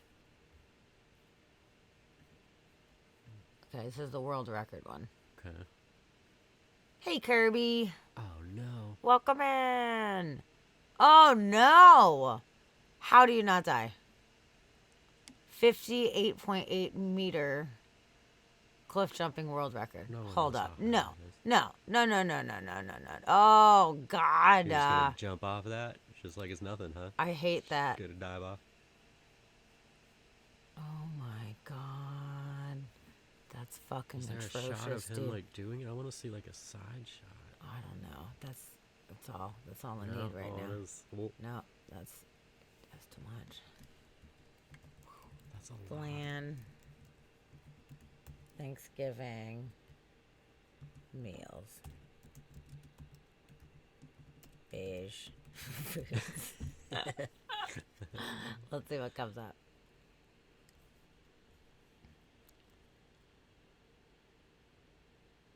Okay. You got your turkey, your potatoes, your brown Turkey for gravies. me, turkey for you.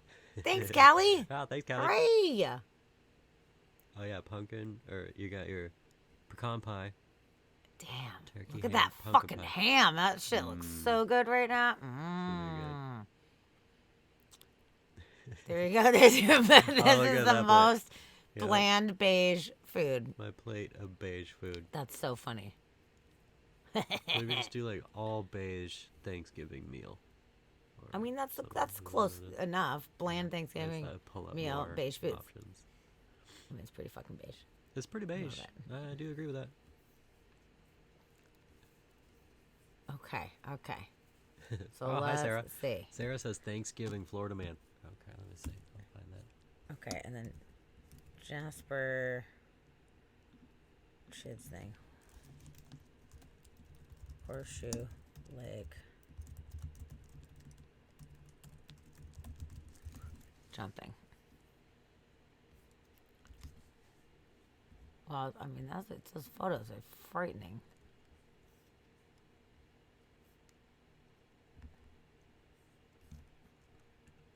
Okay, let's see. We'll zoom.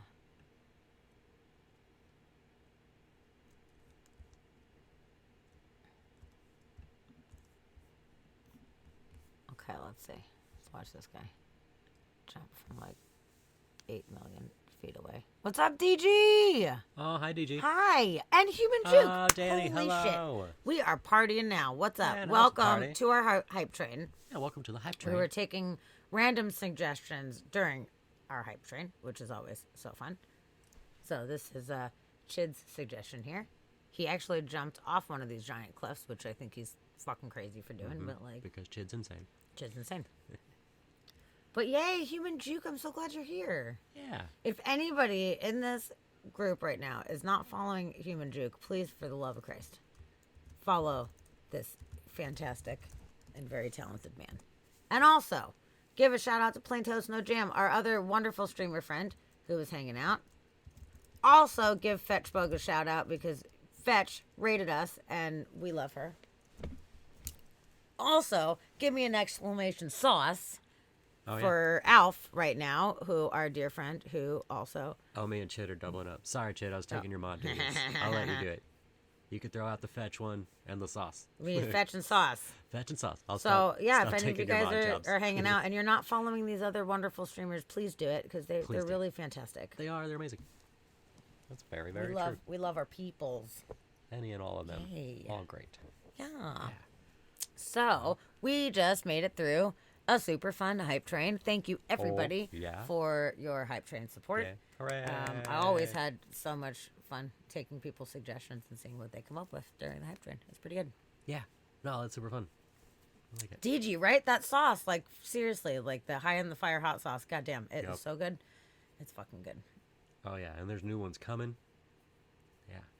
Yeah, Alpha, what was the newest one you were working on? And is it done yet? Because you just mentioned one, I feel like it was like 2 weeks ago. You mentioned there was a new one in the works. Oh yeah, I don't remember what it. And I forgot what it was. But I remember being excited about it. I'm excited about whatever it is. It's done. I'm excited. Yeah. And cool. Then, we got the Florida Man. I got a Florida Man articles coming up. Yeah. Ready? Yes. Okay. So this one's a 3 for 3 crazy Thanksgiving Florida Man related articles. Oh, you looked up. Oh, somebody did a. Yeah, Sarah. Okay. The Florida Man. Thanksgiving Got it. Florida It was Sarah that did Florida Man. Okay, and then we're specifically doing things. I got it. Okay. Yeah. All right. I'm That's on it. what. Oh, cranberry orange ghost pepper sauce. Oh. Fucking A. Oh, what? God damn, that sounds so good. Man, that's That sounds awesome. But Yep. anybody that likes hot sauce, please exclamation sauce it up and get that guy's Amen fucking to sauce. that. It's great. Okay, Thanksgiving related Florida Man stories. Yeah. So there's 3 of them that popped up. Starts a little dark, ends up lighter. So we'll get the dark one out of the way. Florida man admits murdering 4 relatives on Thanksgiving and gets life in prison. I mean, you can't quite blame him. Yeah, I mean...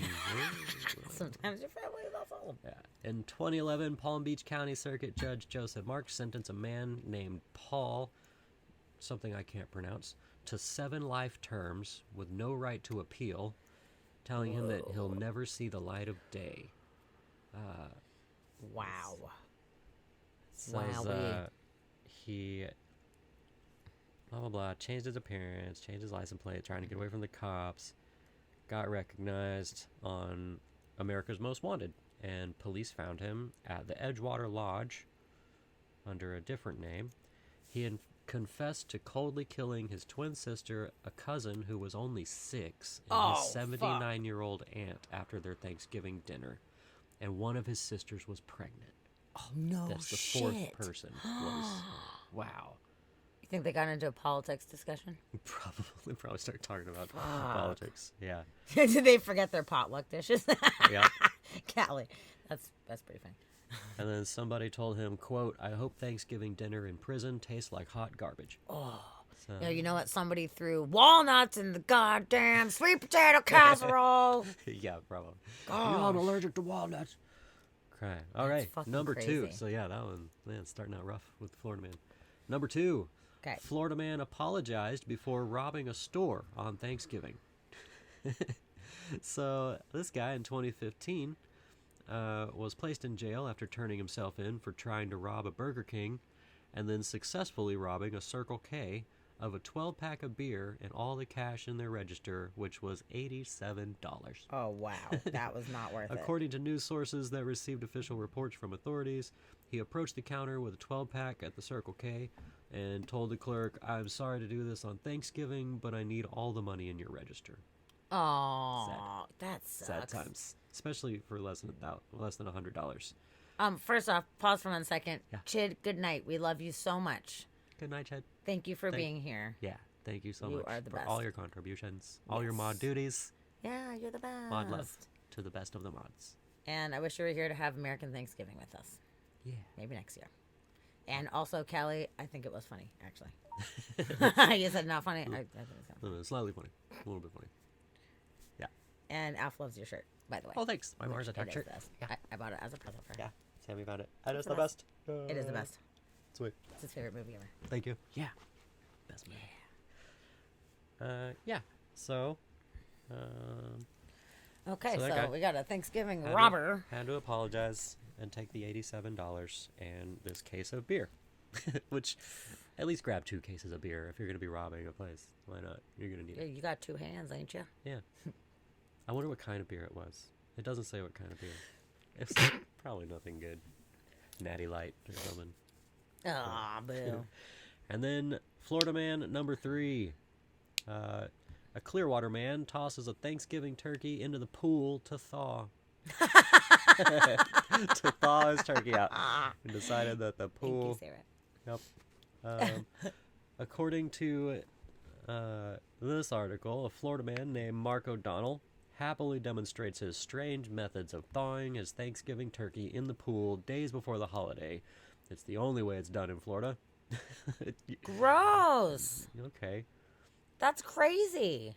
You're going to give people fucking turkey sickness, whatever. Yeah, right. And there's chlorine in a pool. You use chlorine in your pool. So it turns out chlorine is the secret ingredient. Oh, for no. turkey. And he said, yes, folks, we thaw our turkey in the pool. That's how you do it when you live in Florida, right? It'll get plucked out of the pool tomorrow after thawing out in the water and under the warm Florida sunshine. Oh, God. There's no need to worry about the taste of chlorine, he says, that it's at least double-checked for any potential leaks. Okay, so it's in the bag still, which is good. Well, I guess if you did like a vacuum sealer kind of thing around it. Yeah. And you had it vacuum sealed where that bitch is solid as a rock, you know? Yeah. And then you put it in the pool, then I guess it wouldn't necessarily matter as far as the chlorine. Yeah. You're not supposed to leave it in the sun. No. Not how you do it that. could make people super sick. You could seriously wound or kill people at your Thanksgiving. Oh my God. Yeah. Salmonella Central over there for sure. Thanksgiving Florida man. Yeah, it's not good. So there you go. Thanksgiving Florida man. I'm thankful for Fucking Florida A. people. Yeah. Wow. Well, that's Ain't that good. some shit? That's good. That is Thank you, definitely Sarah, some for shit. that Woo. redemption. Good times. Interesting. Good. Yeah, Teach you botulism. Yeah, what do you want? You want some salmonella? Gotcha. Yeah. You want some botulism? Gotcha. Yeah. Come eat at my house on Thanksgiving in Florida. Oh, come on. Yeah. Good. He was trying to brine it. Yeah, with chlorine. That chlorine brine is really where it's at with the turkey. Gnarly, dude. Real good. We should try that this year. Bleh. We'll do side-by-side comparison. We need a second turkey. We'll try it and see what happens. Yeah. I mean, at that rate, just put it right in the toilet. Yeah. Good to go. Well, there's no chlorine. That's, No, but it's a contained unit, you know? I guess so. It'd be good to go. Undercooked turkey can kill. It can. Wild turkey can kill if you drink enough of it. Yeah, that's true. Turkey's dangerous business, Turkeys man. are It's dangerous. dangerous. That's what we've learned on this weird news segment. Thankfully, I know how to cook a good turkey. Yep. Good to go. Always give it a Thankfully. little extra time just to make sure that it's cooked all the way through. Yeah. Making sure. Good times. Yeah, we are cooking tomorrow, actually. We are not cooking. Sammy is cooking. I'm cooking. I'm kitchen assistant. Yes. I do what I am told. Yeah. We've been known in the past to have Bigger Thanksgivings, but this year we're keeping it smaller. Yeah. And yeah, For various, turkeys are one of Sammy's greatest canvases, I think. She makes good. Thank you. Very good turkeys. Yes, I'm making a spiced peach turkey tomorrow. Yeah. It's gonna be good. We always end up with something different. Our favorite, I think my favorite was the apple cinnamon turkey. Yeah, we've done that one 3 times because Did it a was couple so times. good. It kept coming back. It's really good. There was the apricot sage, Which I loved. Which oh was my really God, good. I might throw some sage in there tomorrow. Peach sage. Oh yeah. If we have sage. That could be good. Powdered sage. I like that. And then should do that. let's see. Might we be out. had the peach bourbon molasses turkey, and then there was the Cajun one. The Cajun one. I was gonna say there was a spicy one. I don't remember what all went into that one. There was a spicy one. Use that Redfish Magic Cajun seasoning. Oh, that shit was really good. That was real good. Mm-hmm. Yeah. Yeah. Yeah. There's always exciting things going down with the turkey, and they're all so good. But yeah, that apple cinnamon turkey. It's really it's real good. The tip. Here, I'll give you guys a tip. Just the tip. If any of you guys are turkey cookers, you take about a stick of butter, sometimes a stick and a half of butter, depending on how big your bird is. You let that sit out overnight so it is nice and smooshy. And then you mix whatever kind of glorious things into that butter. And then you shove the whole thing under the skin of the turkey. My job. So he's the butter stuffer guy. I'm real good. And with the sage one, I just mix a bunch of powdered sage and whatever other kind of spices or herbs or whatever into the butter. And then boom, you just shove it all underneath there. So as it cooks, it soaks into the turkey and it makes it nice and juicy. Yep. And it's fucking good. Yeah, I'm the butter stuffer. Yeah. That is my job. Yeah. And with the apple cinnamon one, we sliced up some apples and I stuffed those little apple slices underneath the skin with the butter. Yep. And then with the butter, it had brown sugar and cinnamon and nutmeg and clove. And I think you cored an apple, right? And then filled the apple with the butter and we put that inside the turkey. Yep. Apple in the so butt. it melts inside the turkey. It's real good. And Yeah, that gravy is real good. Yeah. It's the best gravy. The apple cinnamon is the best fucking gravy. So we'll see. Hopefully it turns out good tomorrow. This one's I going to hope be so. real good too. Yeah. I hope the turkey is fully defrosted so I don't have to chuck it in the pool. Yeah. Yeah, hopefully we don't have to throw it in the pool. Yep. Oh, maybe turkey videos on the YouTubes. Turkey videos. Fancy turkeys. Not a bad idea. Yeah. People might be like, it's sacrilegious because I'm putting like brown sugar and shit like that in the turkey, but they don't know because it's fucking good. We're all about sacrilege. We are. Look at us. That's what we do. We super are. Oh, yeah. The sacrilegious is what makes it taste good. Oh, yeah. In the Pacific Northwest, you chuck the turkey in the sound. Yeah. It's great. And then my mom and stepdad, they will do the deep fried turkey and they'll throw it in the big deep fryer. And then they use it beer too, so they'll put the can of beer in it and then let that marinate and then they deep fry the turkey. That sounds good. Yeah. Deep fried turkey is good. Yeah. But I like it with lots of flavor. I like lots of different flavors. Yeah. Going down. I agree. You know. Yeah, the deep frieds are good, but that's not the ones that you make at all. They're not fancy. No, they're good. Mine's fancy. Not fancy. I want a fancy one. Yeah. And I got peach humex nectar. So I'm going to use that and pour that in. So with all the drippings and everything, the gravy is going to have the peach juice all up in there. All in that bitch. It's gonna be all great. up in it. It's going to be pretty good. I like sweet and savory, so. Yeah. That's what I'm going Cali. for. Heathens. You heathens. Yeah. We are turkey heathens. Shit, I thought you were gone. You need to pay more attention in chat? Are you like excited about apple in the butt? Did that get you? Yeah, brought him back. So yeah, after we do the show, I'll start prepping some shit. But thankfully, since it's a little bit of a smaller crew, it doesn't have to be super crazy this year. So yeah, just don't have the energy for super crazy. So we're just toning it back a little bit. It's gonna be great. Yeah. You just heard stuffing a hooker full of butter. I don't know how you heard that. Yeah, now I just think you're hearing what you want to hear. I think so. I think that might be the case, to be honest with you. Yep. Yeah. Yeah. Attention in chat. You're like, what? What is it? I know. I read I really need to pay more. And I was like, for what? What do you? You can pay me more if you want to, but you may. That's so funny. You guys are funny. I love They're all it. funny. But yeah, so I hope that you guys are gonna have good Thanksgivings also. Yeah. And let's take a moment to remember the indigenous people who we came and stole their fucking land.